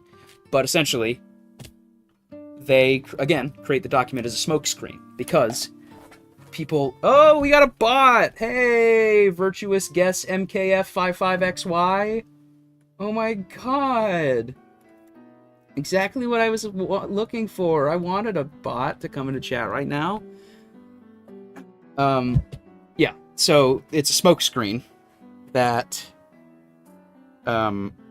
is used by the Foundation so that people become as disinterested as possible. Because if enough people come interested and try to test it, learn its true nature, it could be truly catastrophic. Now, 2439. Tips, don't read this all at the same time. If you start to feel crook, stop looking at the lamp, don't cover it or someone will come in. Don't read anything further, get back to work or something. Read the whole fucking thing before you start destroying it. Item number, update number if stolen. If slot taken, why don't we just leave it? Object class Keter. Foundation personnel other than us D-classes can't know this thing exists. It stays between us. If someone tries to tell them about it, fuck them up so they won't or can't. Yeah, you'll probably get into deep shit for it, but it's better than the alternative. If someone who isn't a D-class comes in and reads this, kill them. Just break their skull or some shit and scratch the wall this is on so nobody can read it. Try and make sure you tell someone else about all this first, though, so we can keep it controlled. It's an idea that infects people who know about it and takes over their minds slowly. It's some ancient mind from an alternate dimension, we think, that's trying to get into ours and take over. It's smart, so it'll spread around the Foundation real quick if it gets a chance, which is why this is scratched into this wall away from cameras. By now you'd be hearing that faint whispering. That is the thing we're containing. If you can hear it, there's no turning back now. You're stuck with this until you die, which you can do early if you want. We don't know how long it's been around, since everyone seems to vanish every month. Spoiler alert, you don't get out. Which makes it hard for information to get around. What we're left with is this, which is just Chinese whispers and such. We'd give it a proper number, but to do that we'd have to tell someone, which would be counterproductive, so instead we just get the occasional disgraced researcher. Check the page source. Ooh, I will. Why is chat not showing up on the live stream anymore? Oh, there it is. Okay. We don't know how long it's been around, since everyone seems to vanish every month. Oh, yeah, the format's been like this forever. I don't think any of us even know what Keter means. Whatever you do, don't let the guards or researchers know this is here. They only let Ds into here to clean up, and the higher-ups haven't tested the lamp in ages. This is the only room in the site that doesn't have cameras in it thanks to that lamp. It should be pretty obvious that this Foundation lot can do anything they want, so if they got taken over by something like this, there'd be no stopping it. We're fine, though, since we're probably going to be dead by the end of the month anyway, which isn't long enough for it to fully take over. If you think it's getting the better of you, do something ape shit and get shot. Blaze of glory if you want. Destroying this would be the easiest way to crush this thing once and for all, yeah. But not if you don't have to. Why? Firstly, it's the right thing to do for any of you who are seeking redemption for whatever the fuck you did.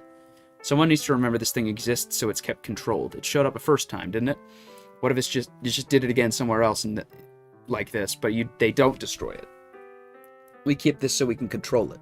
Or if you're not down for the redemption bit, keep it out of spite. This is the one thing that we know they can't know. This can be the last fuck you. They're obsessed with controlling, knowing, understanding everything. They use us to do this. March us to death to see how we die.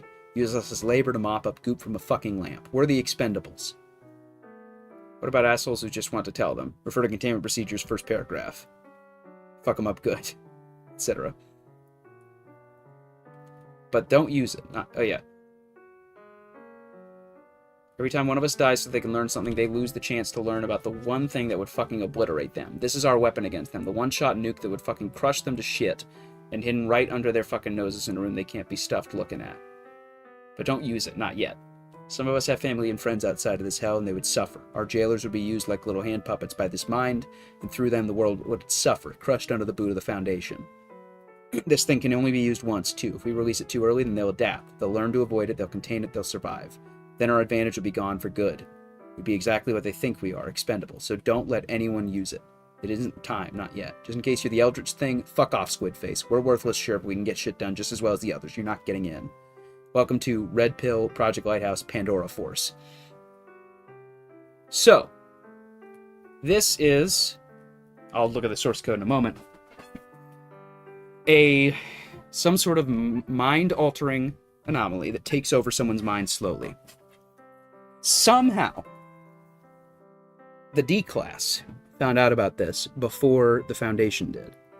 And they know that if the Foundation itself, if the researchers and the scientists found out about it, it would take them all over lickety-split.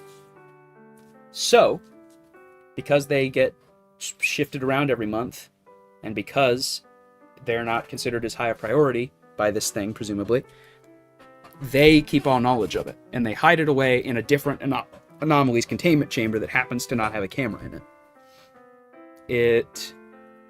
It's a great inversion. I love this idea of the D-Class being like, we have to do this to keep everyone safe, even though we hate the Foundation. The whole weapon part is interesting as well.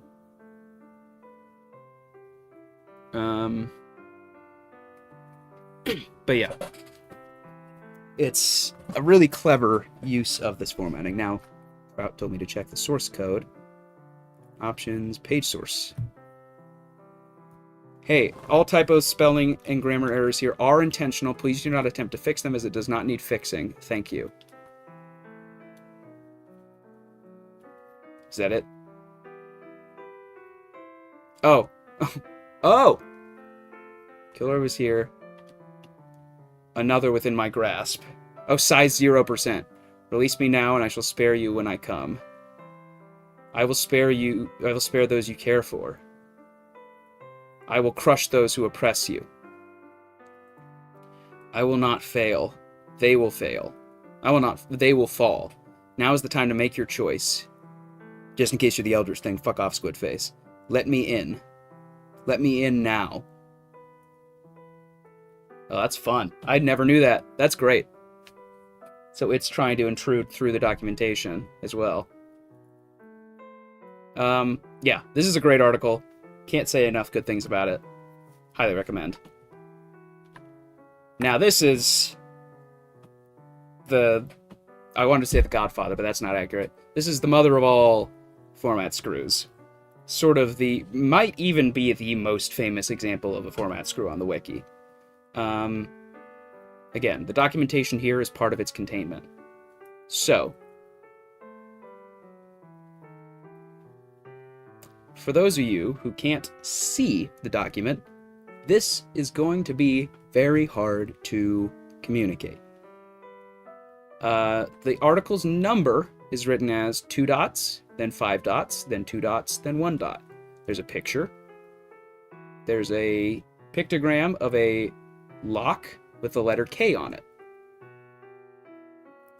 I'm not gonna keep going with this.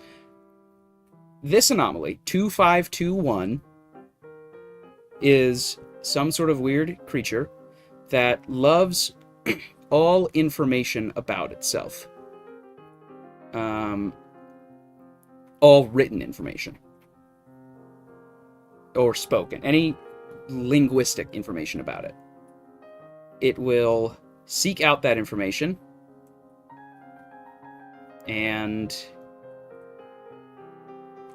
will take whatever form was used to create it. So there's a series of diagrams here. A D-Class writes down information that it reads. 2521 shows up, grabs the paper, leaves. Test B. The D-Class speaks the information out loud. 2521 shows up, grabs the D-Class, leaves. These things are never to be seen or heard from again.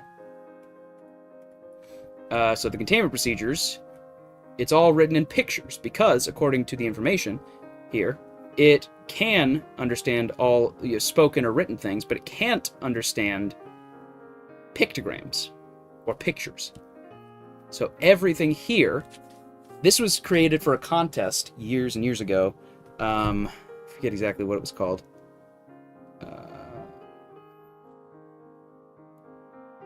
SC 2015. It was basically to write the shortest SCP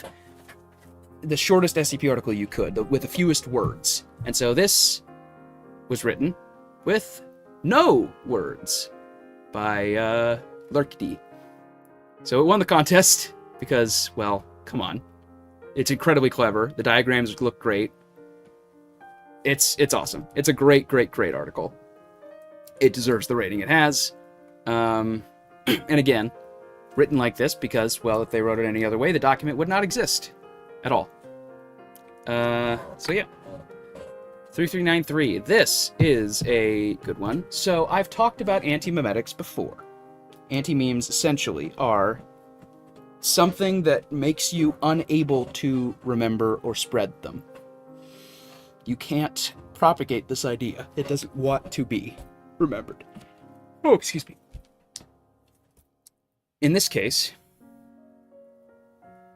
description. Because of your ability to access this file, you are 3393. There exist only 3 other individuals who can access this file, and memetic agents embedded in this document would display alternative text for these people. Very little is known about you due to your primary anomalous property. All information regarding you is unable to be viewed/remembered soon after it is created. This includes your appearance, past records, and other information. You have attained level 4 security credentials. Attempts to remove this clearance from your account have failed, as the account itself cannot be located. It is unclear if this is a consequence of your anti-memetic properties or a separate anomalous property.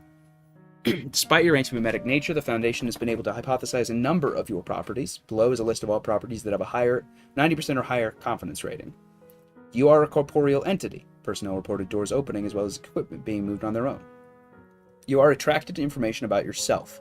You are currently reading this document. Other files, including experiment proposals and containment information, regarding you have been accessed without authorization as well.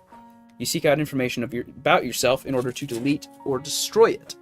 Or delete it, those are the same thing. In order to either delete it or make changes to it. This file has undergone a number of unauthorized modifications. Your anti-memetic properties can be transferred. Researchers reported that files have gone missing. An investigation by the researcher revealed that this is not the case. The files have not been deleted or removed. Database metadata showed that you were the last person to access those files. You have a strong resistance to memetic agents. Attempts to utilize memetic agents against you have failed. You are confined to Site 31. Phenomena that can be attributed to you have only occurred in Site 31 and have occurred recently, etc. You're Dr. Mackey or the results of his research. Records regarding Dr. Mackey were discovered, although none remembered any such Dr. Mackey having worked at Site 31. It is currently believed that whatever event created you and resulted in the loss of all memory regarding... It occurred on April 12th, or no, the 4th of December, excuse me, resulted in the loss of all memory regarding Mackey and their research. Below is one of the modified versions of this file that you produced. I wasn't supposed to happen. I wasn't supposed to exist, at least not like this. But let me deal with it. This thing that I am is best kept away from all of you. Don't try to analyze me or test me or whatever. I don't want any of you to catch what I have. Just call me self-containing and we'll be good. List of attempts to contain you. Site 31 sweep. It was determined that your inability to be perceived is not simply a cognitohazardous attribute. It is still unknown how you are able to evade 8 of 10. However, it is hypothesized that you may have used undocumented areas of Site 31. Memetic incapacitation. Memetic agents were embedded in files detailing information about you that should immobilize sentient corporeal entities. This implies that you are an entity susceptible to memetic attacks. The file remained open for 10 minutes before it was deleted, which has sufficed as evidence for your memetic resistance. Bait the hook. See special containment procedures, pending. It is believed that previous failures to contain you can be attributed to a breach of intelligence. During post-operation reviews, it was discovered that details for Site 31 sweep and memetic incapacitation had been accessed by you before their execution. How you managed to consistently find and access these files is still under investigation. Special containment procedures. The following procedures documented here are for the benefit of the Director of the Foundation's Anti-Memetics Division, 05 blank, and Researcher blank. 8 of 10 personnel are to be positioned around Site 31 under the guise of normal researchers. Access to this file is to be restricted to 5 selected terminals at Site 31. Should this file be accessed without notice 72 hours in advance, 8 of 10 personnel are to block off all physical access to the room containing the terminal accessing this file. The room is to be quarantined and repurposed as your containment cell. These procedures are to be written at the end of your file as to give 8 of 10 personnel ample time to contain you before you understand what has transpired, thus reducing the possibility of your escape. So, this article, as implied by the term bait the hook, was written and intentionally placed on terminals because they knew that 3393 would go to these terminals and try to delete the document or alter it in a way that made it unusable. They intentionally placed them there. They make it interesting enough that 3393 continues reading, and before he even knows what happened, they contain it. Mwah. Chef's kiss. Brilliant use of second person, which is a rare perspective in SCP articles and just in fiction in general. I'm always going to be happy to see second person. It's heavily underutilized, in my humble opinion. Really smart use of, like, why is this formatted in a weird way? Why would they format it in a way that's not the traditional way? It's on purpose. It is to trap you. The SCP-3393. Well, big fan. 3972. Oh, yes. This one we won't talk about too much because I don't want to give it all away. So this is... Researcher Alex Romana's film is currently the only non-infohazardous method of storing information. Film is to be screened to all members of MTFs assigned to investigations of both Beatus Anderson's disappearance and the Slovenian National Society for the Preservation of Vakarine's works, the group that has claimed responsibility. Biographical information regarding him is to be deleted from Foundation computers after being stored in 3 redundant offices, available only to personnel immune with Category Lambda 7 infohazardous effect. Personnel are not to take screenshots of, extract portions of, or transcribe the film below without authorization. Researcher Romana is to update the below film in the event new information regarding it must be communicated to Foundation personnel. Instructional classes and video editing were requested by Researcher Romana and approved by Human Resources. Where is it? Let's reload. There it is.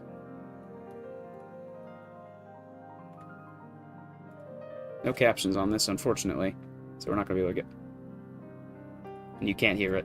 But what we find out over the course of this documentary is this anomaly can only be described in a Ken Burns movie. Yes, you know what? Yeah, we'll just... Hang on. Let me pull it up over here in Firefox.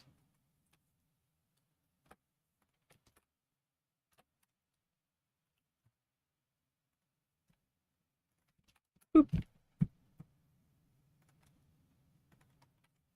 I'll just play it. Some of it, at least. To some extent, I have only lived to have something to outlive. By confiding these futile remembrances to paper, I am conscious of accomplishing the most important act of my life. I was predestined to memory. Oscar Milosh, 1929.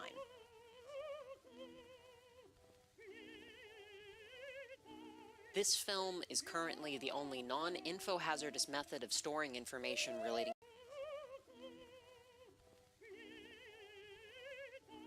This film is currently the only non-infohazardous method of storing information relating to SCP-3972's effect.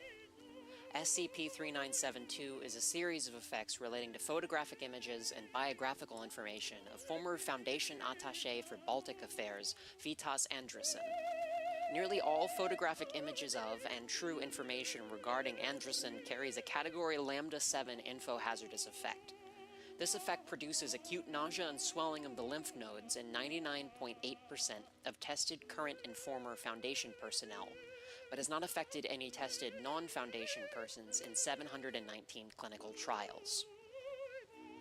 The infohazard impacting this information is neutralized by presenting the information in a film or digital video file that meets the following 8 content requirements.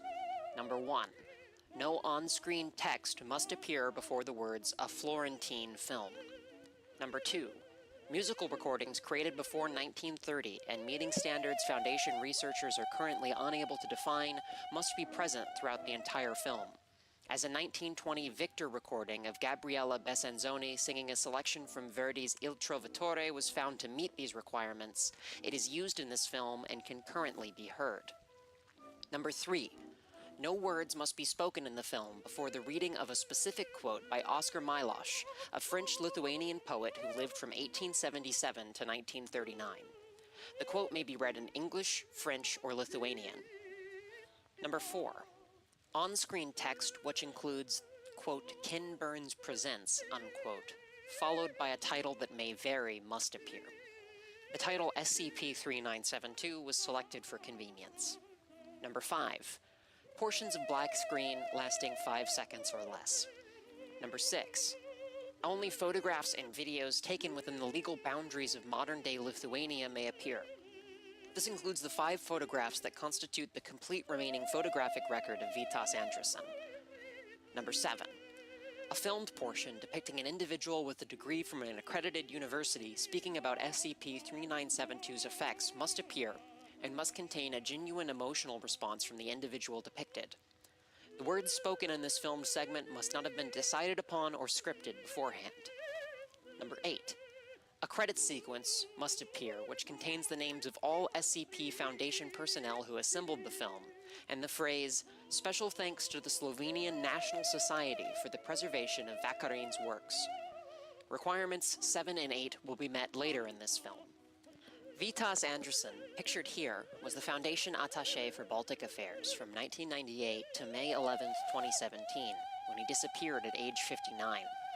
Simultaneous with his disappearance, all photographs of Andresen disappeared from both physical and digital storage worldwide, and extant biographical information about him gained SCP-3972's info-hazardous effect. The photographs pictured here, the quote by Oscar Milosh, a note, and a complex list of requirements that were eventually reduced to the 8 listed previously, were anonymously delivered via post to Foundation diplomatic offices in Brussels on June 1, 2017. Foundation InfoHazard detection alerted on-site personnel to the presence of low-level Category Lambda 7 infohazardous effects on the materials. The Foundation forwarded the information to a previously determined to be immune group of researchers, including myself, by June 3rd. The included note was confiscated by employees of the O5 Commission Internal Affairs Bureau before delivery to our research team. The only information they have currently provided is that in the note, the Slovenian National Society for the Preservation of Vakarin's works claims responsibility for Andresen's disappearance and presented ransom demands. No information regarding the society is available to this research team, and we have been assured that hostage negotiations and anti-society activity are the purview of mobile task forces will have this film screened for them. That is the extent of the information we have been asked to make available on the Foundation database at this time. Okay.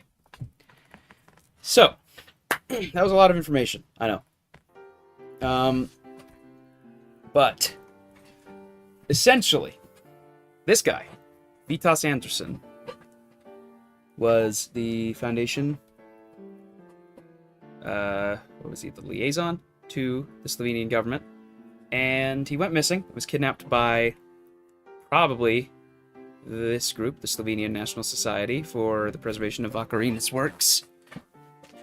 And now all information about him is infohazardous unless it's presented in a Ken Burns documentary with all these specific requirements. So, Kate McTirus, the brilliant fucking author of this article, who unfortunately does not write for the wiki anymore,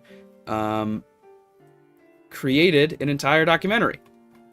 A little, 7-minute thing here that fulfills the requirements as the only non-infohazardous way to present it. It is, well, it's amazing. I remember the first time I read this being just absolutely floored. I can't recommend this enough. I didn't show you the whole video. There were a couple minutes there at the end. It just didn't feel right to me to just play it verbatim. That felt a little cheap to me and kind of gross. So I'm not going to do that, but it's good. Now, this one, oh, this is a doozy. So you'll recall, earlier we talked about the roses.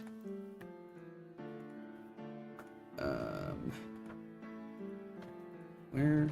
There they are. 1785. You have to use a different name every time. This is very similar in premise, except you can physically use another name. I must have talked about this article at some other point on this show. You can use another name for it. It's just that when you do,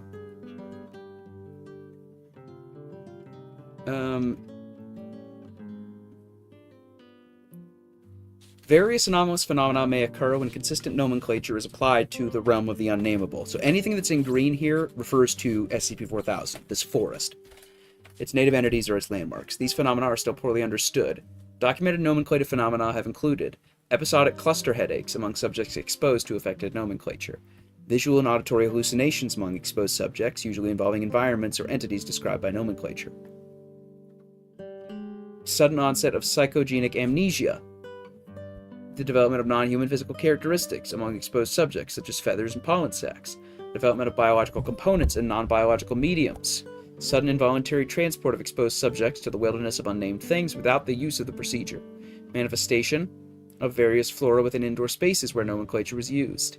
Sudden transport of native entities to areas where nomenclature was used. Biological fusion of exposed subjects and native entities. Biological fusion of native entities in architectural spaces where nomenclature was used. Extreme iron deficiency in exposed subjects with an absence of expected negative side effects. We find out later, it's a little more complicated than that. Turns out, eventually,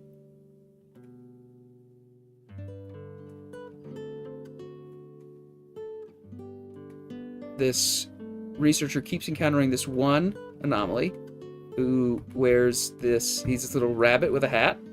Very fun, you know how it is. All these instructions for getting through the forest safely. And it turns out the rabbit starts using the same name for him, fellow scholar. First, fellow scholar, answer my question.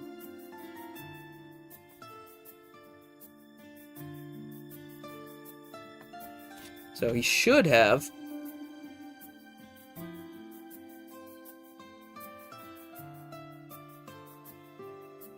So, yeah, sorry, I clicked on encounter 2 first. Good morning, strange traveler.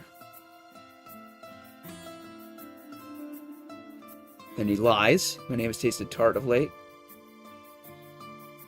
Was close by. So, yeah, and then he says something of a scholar. First, fellow scholar, you must answer my previous question.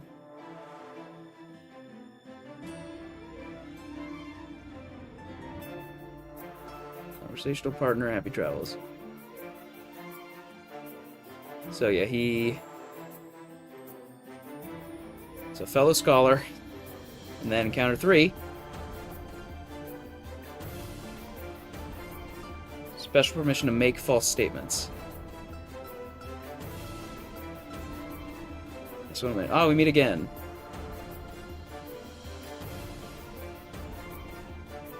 Poor fellow. Always.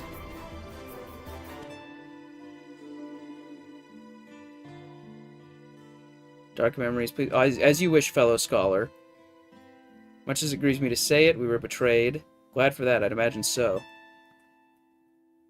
I'd like to hear more. I'm sure it is, fellow scholar. I forget. I swear there's a point where Japers uses the term, would surely a fellow scholar would want it. Something like that. Hang on. Huh.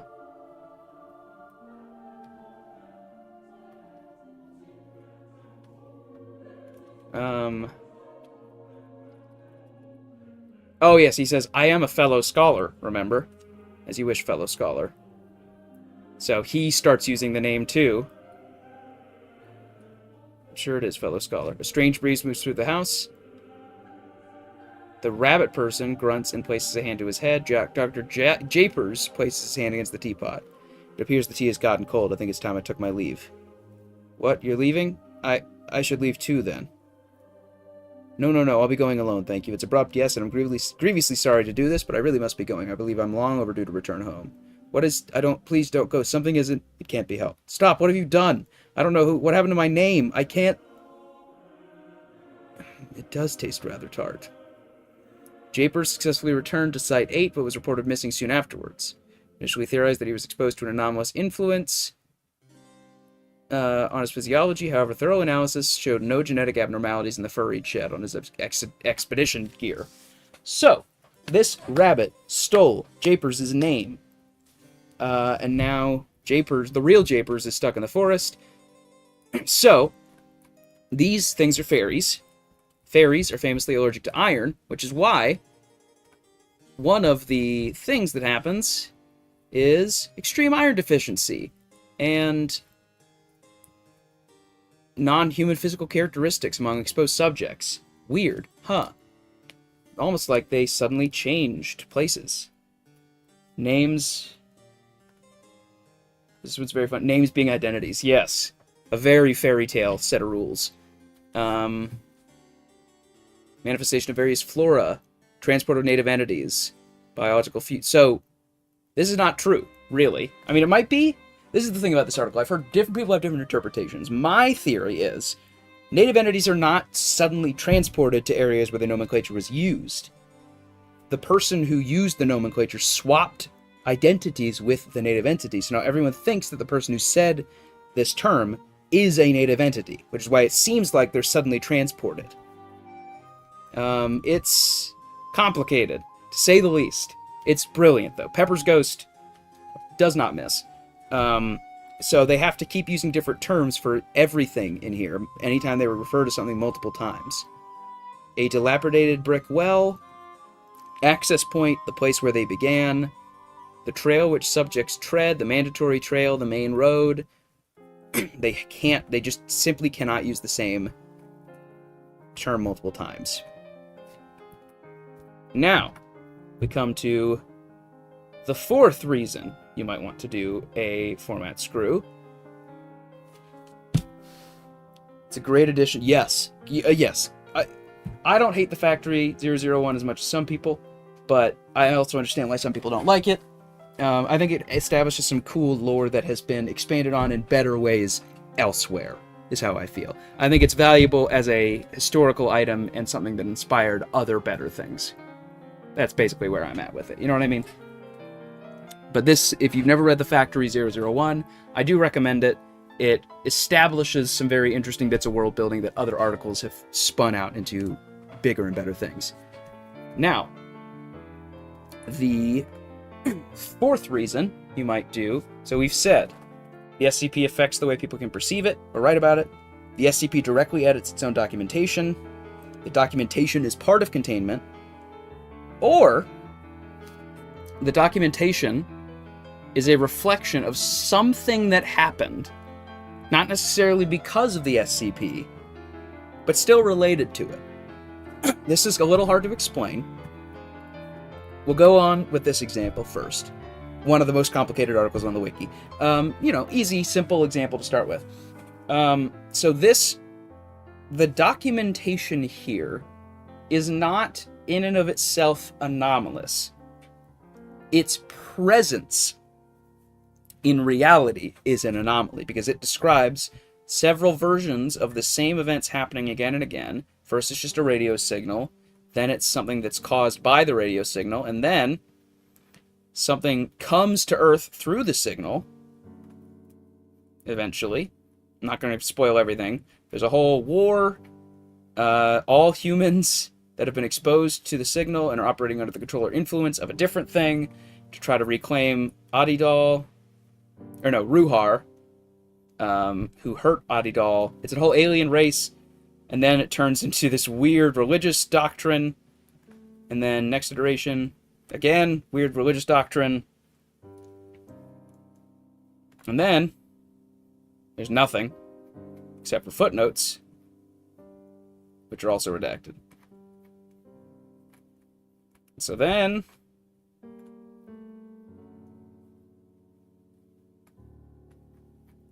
nothing here. Oh, except tiny, tiny little text. Hang on, I don't know if I've actually ever seen what that says.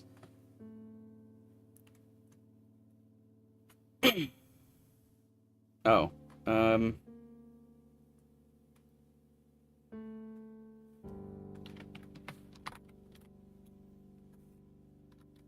it is the humble opinion of this narrator that strange things happen all the time, and so it goes, and so it goes. And the book says, we may be through with the past, but the past ain't through with us. Oh, it's from Magnolia. Alright. Fair enough. And so then you go to the final iteration. Only accurate iteration of this documentation. Radio frequency. It is an electromagnetic signal with a constant frequency. It seems to lack a point of origin. It appears to be anomalous, but innocuous white noise. Little progress has been made in determining the nature or content. So basically, what we find out is this signal was related to some alien race that had some guy named Ruhar as prisoner. Ruhar escaped using the signal to Earth. This species comes down to Earth, starting a whole war, they take over people themselves, trying to find Ruhar. Eventually, the Foundation brings one anomaly that can't be perceived, 055, we talked about it in the Antimemetics division of it all, to SCP-579, whose entire containment, its description is expunged, because people believe it might be the perfect meme.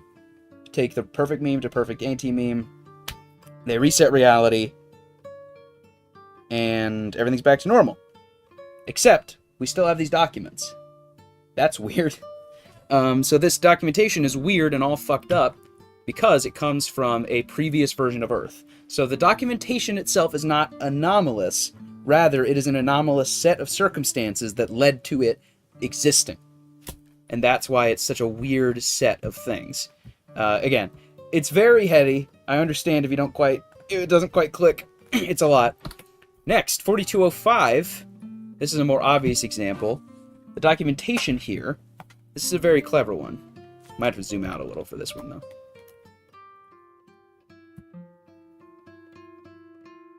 Now, you all can't hear the sounds. There are sounds. It accesses this computer terminal.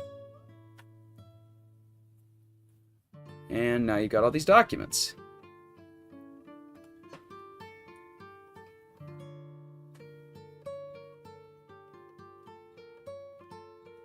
Bam.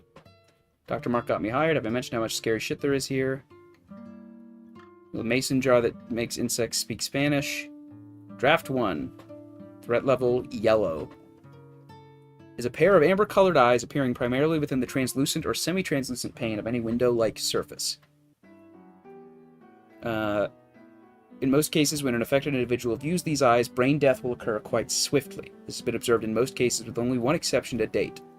An unusual aspect of the deceased victims is that unusual postmortem brain activity ceases in a much more rapid manner than usually observed in a natural death. It was discovered by junior researcher Wade Dalitz when he observed it appearing within the reinforced glass between the observation room to interrogation room F99.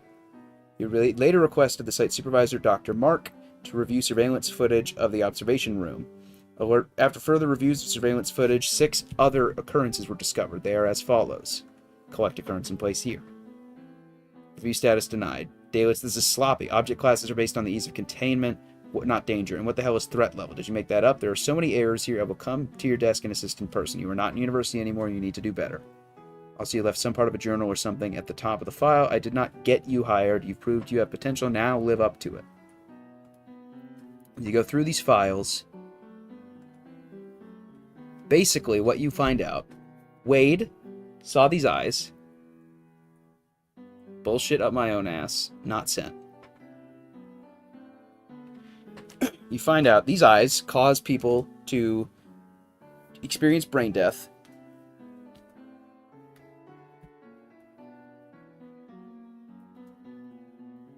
Hey, Dad, I had a shit day at work today to the surprise of no one. Should have known better. I almost had a goddamn stroke when I nearly sent that second draft to Mark. I would be incredibly fired if I did. Just make a change the key to remove my idiotic bullshit threat level. My words, not his. Remove my name from containment procedures. Add occurrences and never submit a draft without it being complete. Correct overall tone. Talk to you tomorrow.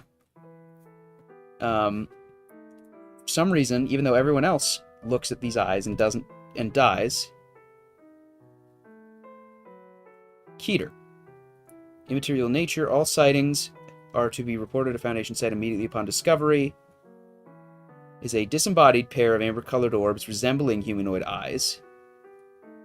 Initial discovery. Okay, so during attempts to resuscitate victims, brain activity was observed to cease in a much more rapid manner than usually observed in a natural death.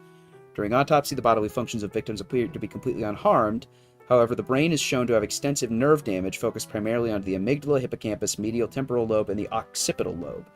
Though all parts of the brain displayed some form of damage similar in some form to electrical shock or cranial trauma.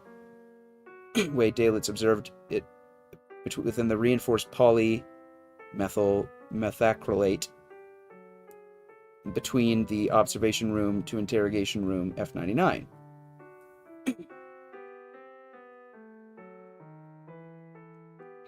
Affected individual, GOC Deputy Liaison Gina. Holding room had a single observation. 4205 was observed within the reflective glass. In this time, the security tape shows mild electrical damage. The deputy liaison appears to aimlessly peer around the room when he observes it and falls out of his chair to his death. He was discovered approximately 5 minutes later by Dr. Bright's assistant. Fill out the rest, you lazy bastard. View status not sent. I'm not going to go through every single one of these. If you don't want this spoiled, you can mute this and I will wave to the camera when I'm done spoiling. So, what we find out is Wade is dead. He died, dude. He's like dead as hell. And what happened is, as they mentioned, electrical activity in the brain is super increased right before your death when you look at these eyes.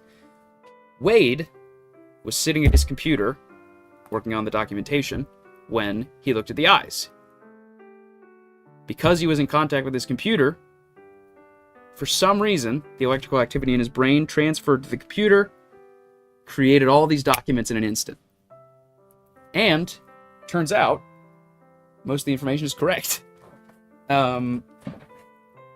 Except for, the stuff with real people didn't actually happen. It was all his own imagined things in his brain, basically cooking to death in his last moments. But because of the information that he did determine, he's probably saved a lot of people's lives. So, he didn't die for nothing, which is cool.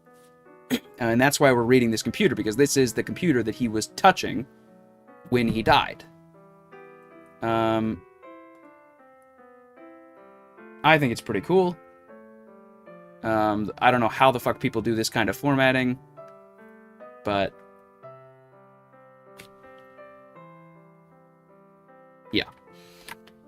Next, we got 4780. This one is dumb on purpose, and I love it to bits.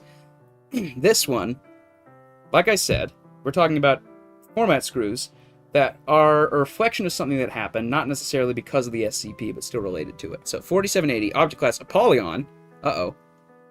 Not Apollyon, needed to get attention. Name Thomas Berger, am level 4 researcher writing 4780 doc about shrink ray, then power surge. Ray hit shrank me. It has reverse, can you shrink, hurry.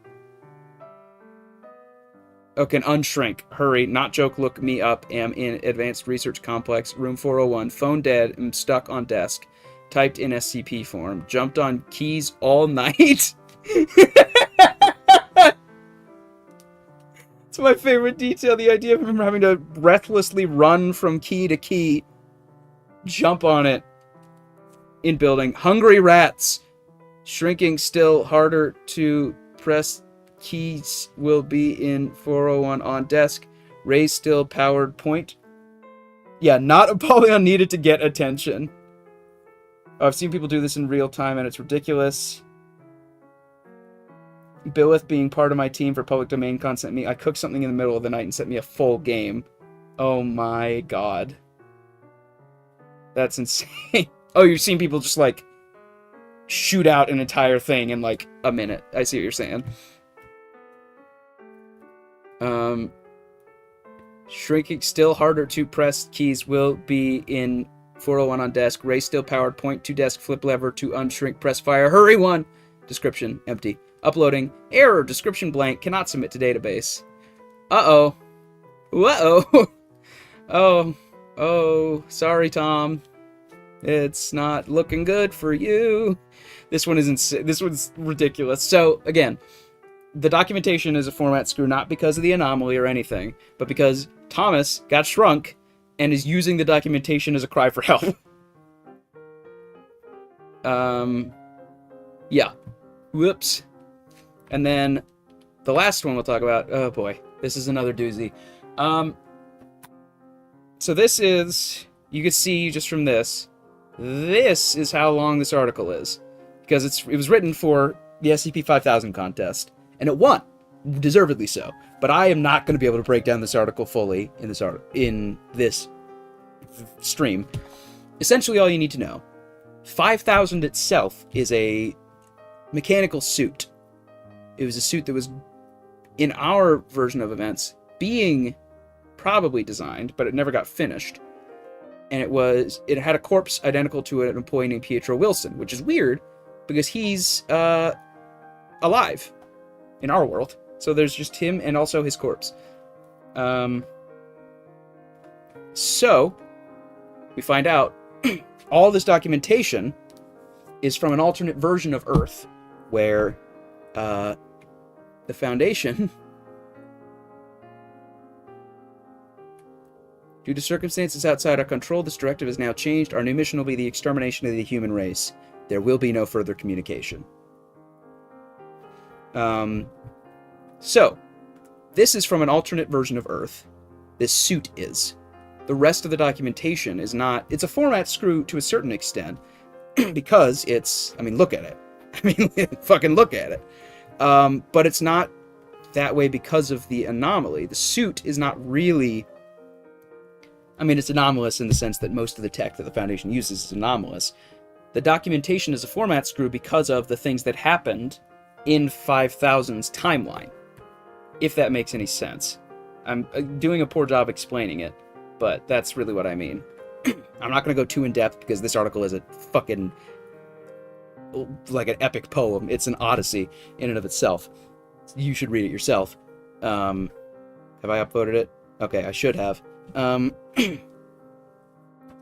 Now, the last reason, which is, you don't really want to write an article as a format screw because of the anomaly itself. You kind of... And here's the thing. The SCP format is there. It's useful. But sometimes, to drive a point home, you need to write an article as a format screw, break away from the conventions, to drive home the emotional core of an article. And that's okay. As long as you do it well, it doesn't matter. For example, 6432 by friend of the show, Radiger. Immediately, right out the gate, listen, I don't know where your head's at right now. You don't sound great, but listen, you're doing fine and nobody's going to fuck us over, all right? You hear me? Jesus, you take yourself so seriously sometimes. Like lightening up once in a while would kill you. Followed by this picture, of course. So 6432 is the corpse of an avian creature measuring 110 centimeters from beak to tail with wingspans of... Differs in that it has 6 wings and no legs. These 6 talons and beak are significantly sharper than the talons of ordinary birds of prey. Exerts an anomalous effect on any living creature that comes in direct physical contact. Induces intense visual hallucinations, usually of flora and fauna typical of where the victim grew up, or other locations associated with significant memories. In addition to the hallucinations, the victim experiences disembodied sensory input most commonly through only one sense. Examples are as follows: smelling woody or floral scents, hearing indistinct speech or whispering, feeling weather inconsistent with the victim's physical location. -1 instances are the corpses of its victims carrying pseudo-portals in all areas of the body fed upon. The pseudo-portals appear as areas of light, bright prismatic light, like so, and when viewed through a specialized lens, act as windows to a heretofore unidentified forested area. 5 instances were discovered in the initial area of destabilized reality. It's hypothesized that it attacked the eyes first, as suggested by the most fully realized portals always being located in the region of the corpse's eye sockets, as you can see, and as observed firsthand during the attempted recovery of the anomaly. It was discovered as the source of a small splinter reality centered on an abandoned house near Millnocket, Maine. MTF Lambda 9 was assigned to investigate but failed to return the anomaly alive. That's why it's the corpse of an avian creature. All this. Comms check, hoorah. You're short. You good, 13? Watts Psychic Resistance Index of 13A. I'm fine. Got it. Interior of the house, roger that.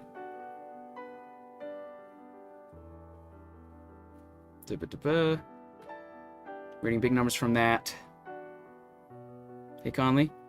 Powell, door just shut on me. Can you grab it? What door? There's no door. Where are you?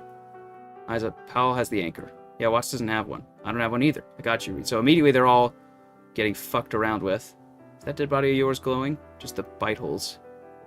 Got a third one. Find a fourth one? Respond, Watts.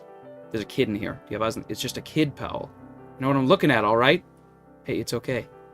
Brief noise from Agent Watts' microphone. Voice sounds slightly distant. See, I'm not going to hurt you. I'm here to get you out of here safe, all right? Watts, put your fucking helmet on. Slowly removes the format and gradually changes into pros. Yes, those are fun. Hang on. 8300.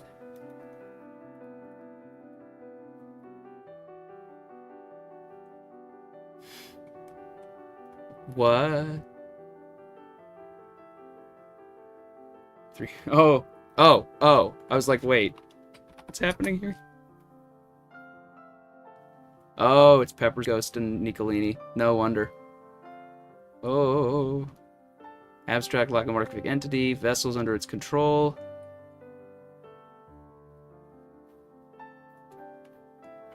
All this. Log and then...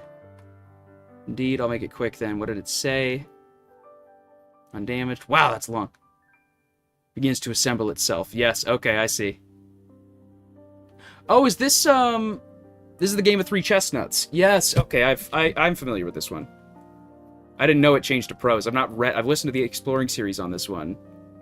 Yeah, okay, the format totally changed. That's cool. Look at the background get darker. Oh, that's neat.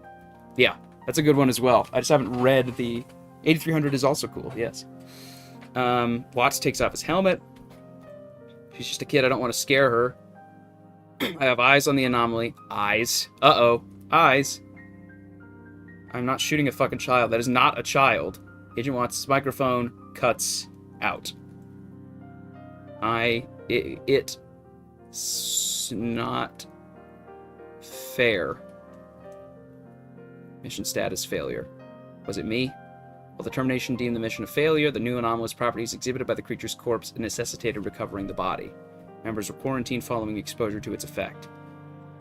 Following termination of 6432, medical extraction was ordered for Agent Watts.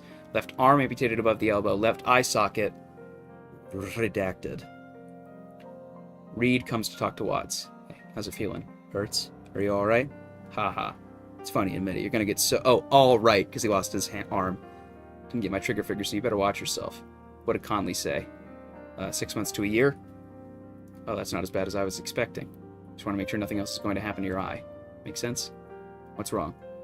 You're not coming back to Lambda 5. What? You're not fit for duty, Watts. Yeah, not now, but 6 months? That's a long time. My face will be healed by then. Conley can get me one of those bionic arms, the really high-grade ones they use with... I'm talking about decommissioning you. No. I'm sorry. No, I can be better. I know what I did wrong. You're half blind, you have one arm. I can make it work. No, Watts, you can't. On any force? I don't know, they didn't sound favorable toward it. This is the only thing I know how to do, Reed. This is all I've got. Where else am I supposed to go? What, I screw up once and it blows my chances forever? I'll help you find some. No, I'm not done. Tell Conley I'm coming back. Once I'm healed, I'll requisition one of the advanced prosthetics and I won't fuck it up again, I promise. We already voted on it.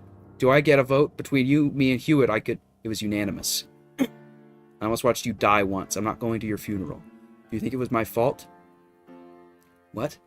The mission. Do you think it was my fault? I never said that. Do you? No, I don't think it was your fault. No, because I'm sick of the rest of the team lying to my face about the elephant in the room. You know that? What are you talking about? 13A. Watts, I know you all think I'm the weak link. You're not exactly subtle. You're not a weak link. No, then what am I? All it had to do was look like a kid. It wasn't your fault, okay? You're in the qualifying parameters for the team and you have plenty of skills that... It was me. I fucked up. I botched the mission. It wasn't your goddamn fault, Watts. You don't believe that. What do you want me to say? I want you to admit I'm the weak link. No. Say it. Yes. Fine. You are. You're the fucking weak link. You fucked up the mission because you just couldn't hack it this time. But it's not you. It's just how your head works, and that's not your fault. You were not made for this, and you never were. I tried to get you transferred to a different force for months. One that you'd be better in. But you're the best marksman we've had in years, and Conley didn't want to let you go. This was always how it was going to end up. It's a fucking miracle that you survived. I like you. I've always liked working with you. I care about you, but you don't belong here. You are weak, Ira, and you're soft, but it isn't your fault. They set you up for failure from the start. I did my best, Kit. I wish your best had been enough this time. Jesus, I didn't mean that. I'm sorry. I haven't slept in like 4 days. Why didn't you just shoot me? Excuse me? We're supposed to prioritize the anomaly. You could have brought it back alive. Yeah? Well, maybe you're not the only weak link. You would have saved me the trouble. Ira, so help me God. I was joking, mostly. I will put you on watch. Try me. What, like revenge for when I put you on watch? Yeah. Besides, the fuck do they need another magic bird for? You're more valuable anyway. What, to the Foundation? No. I don't know what to do, kid. Same as the rest of us. I guess stick it out. Stick it out until something else kills you. So again, the documentation here is not really meant to be taken as if you were to pull up this SCP article in universe, this is what you would see. It's not really the case here. Rather, this is written this way to get into the frame of mind of Ira Watts in this article. Radiger talks about in her author post, it's meant to really get into the mindset of basically being someone neurodivergent. That sense of like, you were set up to fail, you don't belong here, but it's not your fault. I'm getting a little emotional about it, just reading it again. Radiger has a way of just like grabbing my heart and stomping on it. It's sort of her specialty. But yes, so the format screw in this case is more meant to reflect the frame of the state of mind of the protagonist and to tell a story rather than to be believable necessarily as this is exactly what you would see if you were a Foundation researcher. And we'll close it out with another example of it by, I don't know who that could be. I don't know. Listen, I don't like to toot my own horn too much on this channel. In this case, I'm not even saying this article's good, necessarily. I just wanted to use this as an example of, again, disregarding the format because you just want to tell a story that wouldn't work in that format. So 7166, the original documentation here, phenomenon affecting individuals who were struck by lightning, does not appear to affect all victims of lightning strikes. This person sounds like a dork. Yeah, they sure do. Individuals who meet these criteria will become significantly more likely to experience lightning strikes. It appears to be cumulative with repeated strikes, as individuals who survive more than 2 become far more likely to experience a 3rd strike, and so on. It will only demanifest following either its cessation of outdoor activities, loss of higher brain functions, or death. Followed by, Dr. Sanderson, come on, time to give it up. There's nothing there, you know it, I know it. Roger, I'm worried for you. You haven't taken a single day to grieve. Work takes my mind off it. Bullshit, I know what happened, Roger, I've seen it before. You really think you're the first person to try to find a reason to not be able to accept what happened? I'm reassigning you to 765, Duck Pond, that they send mentally strained Foundation researchers to for a while. So, the rest of this article ping-pongs between conversations, journal entries from Roger, later a warning message, an alert for severe weather. I'm not going to say too much else, because I can plant the seed and get you to read my article. I don't know why I did this. There we go. Okay. All this, and then you get the explained version. I'm not going to say too much else, because we find out the anomaly is not real. And then we go back down here, yada yada. So, in this case, again, I wrote this article this way because I felt like this story just wouldn't really work as like, oh, it needs to be all journal entries and interviews and exploration, whatever else. Sometimes you just need to be a little freer and looser with your formatting. Now, was I maybe a little too loose with this one? Who can say? Some of the commenters, you should check out insert article by Mask Replica. What's the one? The gay men? The like conversion. I mean, I'll recommend it, sure. It's a good article. But yeah, so I wrote it this way basically because I just felt like I had to be looser with it if I wanted to tell the story I was going to tell. And now, granted, there are some criticisms of certain SCPs. 8790, that's the one. I'm not going to read this one on stream because it's really dark and unpleasant. But it's good. It's really good. It's Department of Abnormalities, if you're interested. I've definitely... I hadn't... Oh, fuck. I've been... Oh, 8221. Hey, there we go.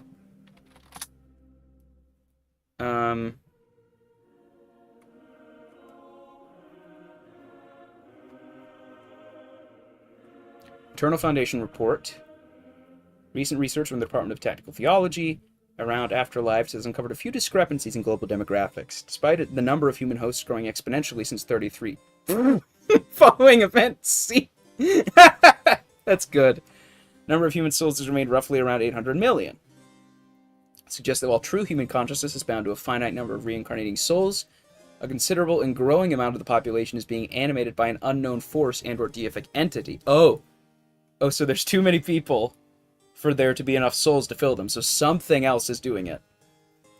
Cognitive and theological profiling of a global sample suggests that statistically higher, a significant percentage of individuals lack the expected hallmarks of sapient self-awareness, show clear differences in deep memory retention. The number of humans piloted by souls will be outnumbered 5 to 1. Expanded cognitive testing, research into the creation or revival of human souls, attempt deicide. I thought that said attempt decide, and I was like, what? No. Attempt deicide should the number of sapient individuals reach 0.01% of the human population, establish changes in normalcy. Wow. That's simple. I like it a lot. That's good. Yeah, okay. Yeah, I like that. It's just this internal report. That's good. So I say that fits into the document is a like, there's an in-universe reason for the document to exist, but it's not because of the anomaly necessarily.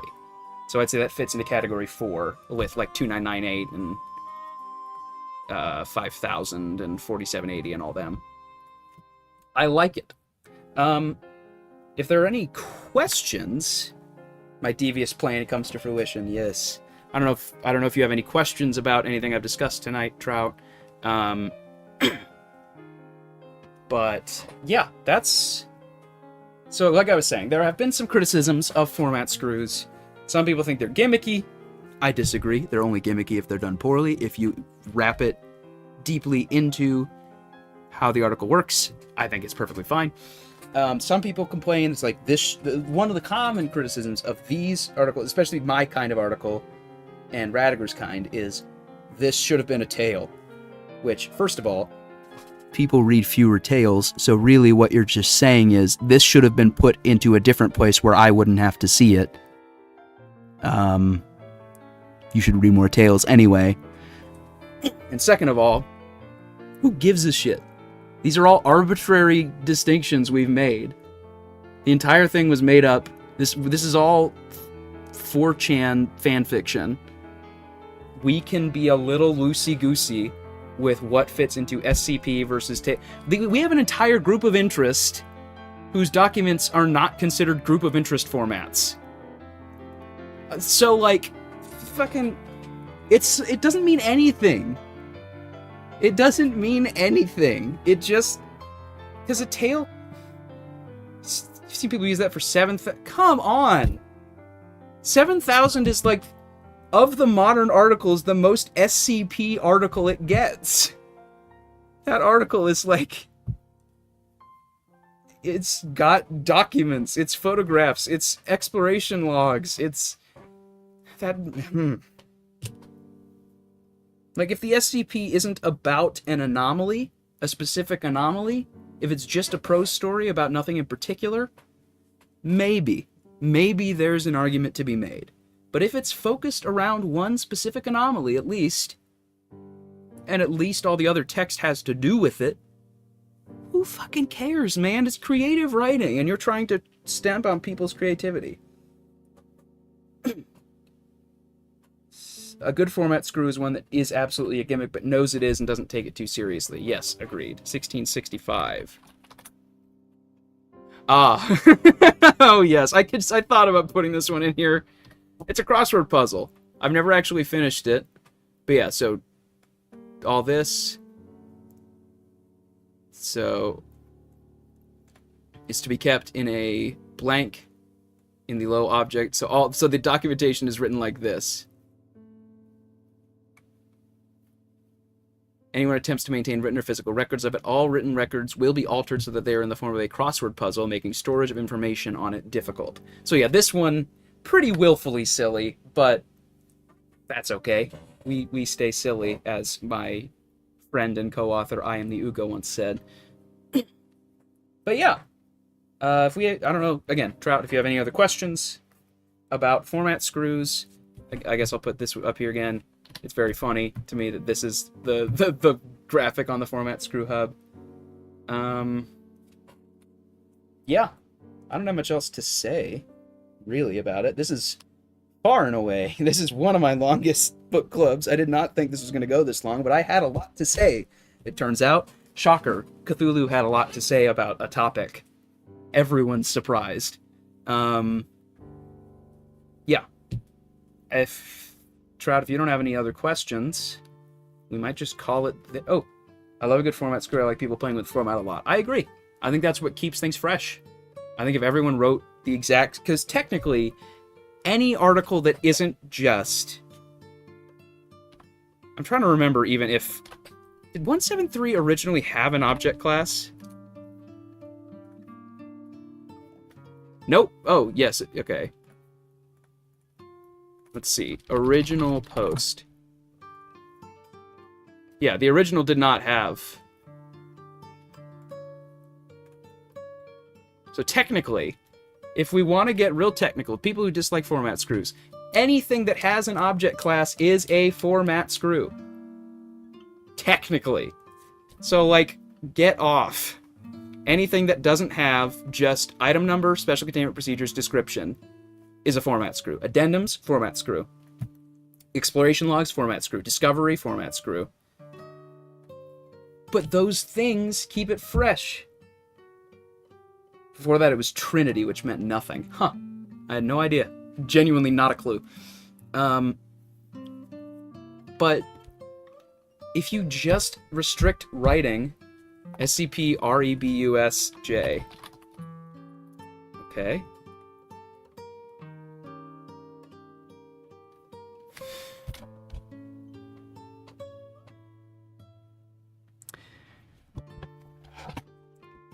Why did you do this to me? Why? Why? It's a 4-mats screw. And see, at first, my brain was like, oh, I'll give them a little credit. It's a floor mat screw. No, it's not even that. It's 4 mats screw. What's REBUS? That's the part I don't get. I will give it an upvote. It helps the files have more beautiful images. Oh god.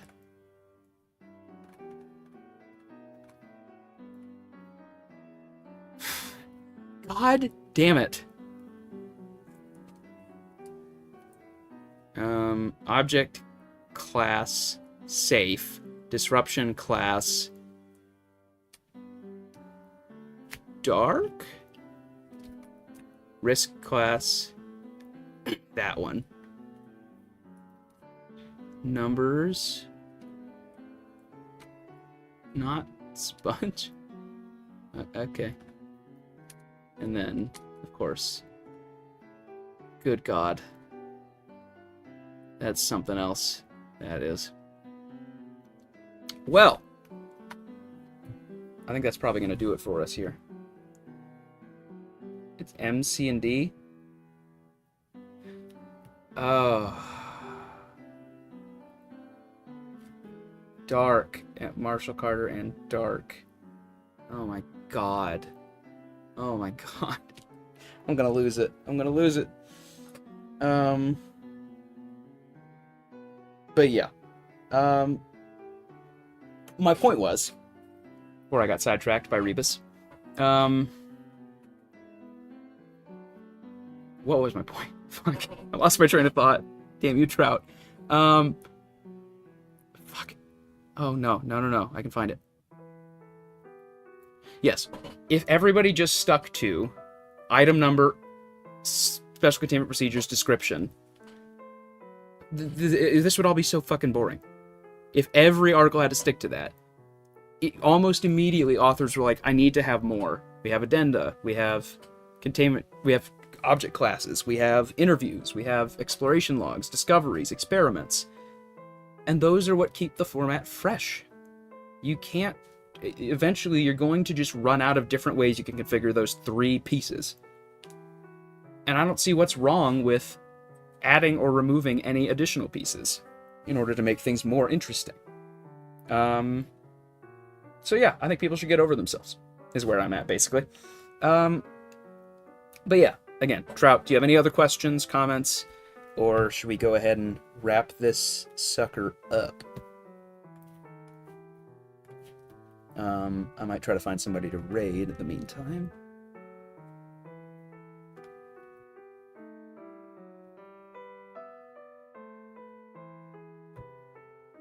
Okay. I'm ready to raid if don't have any. All right. Well, in that case, thank you all very much for watching. I hope you enjoyed this deep dive into format screws. If anyone appreciates seeing your mystery with Rebus, I want to try to get this series back to a regular schedule, maybe once every 2 weeks, that kind of thing. You can find the playlist with all the previous SCP books. In fact, I'll just put it in chat. Probably be easier. SCP Book Club in order.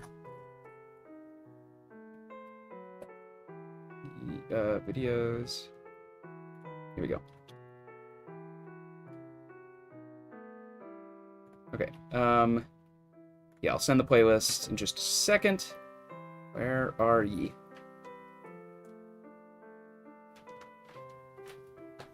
Why is it so far down? Come on. Oh my god, where? There you are. Okay. Book Club. I will send it on YouTube chat and on Twitch chat. So if you are interested in seeing my other streams of this, including my last one I did with Radiger, discussing her article 5732, and I'm thinking of what Sarah said, you can find that there. You can also find I did one about SCP-1440 that I'm pretty proud of. I interviewed the author of that as well. I forget. What is their name? Fuck. I feel bad now.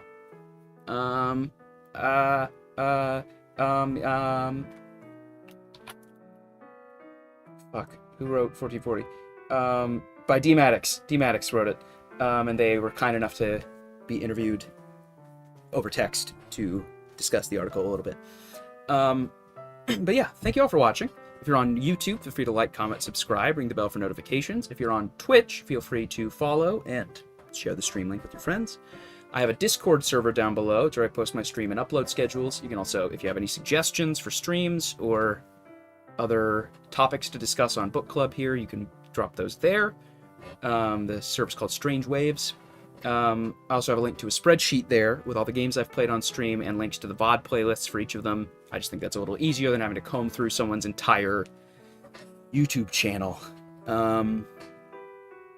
You can also find my Instagram, TikTok, and Blue Sky. You can find my Etsy shop if you like polymer clay figurines or beads or things of that nature.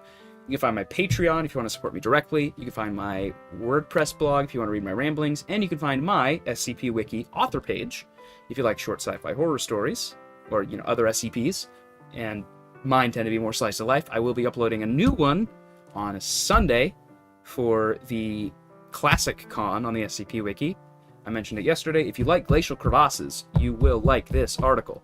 Guaranteed. So we are going to be on, if you're on YouTube, Hope you enjoyed. Have a good night. If you're on Twitch, we're going to be rating Case Dia in just a second. So, hang tight. Yeehaw. Have a good night.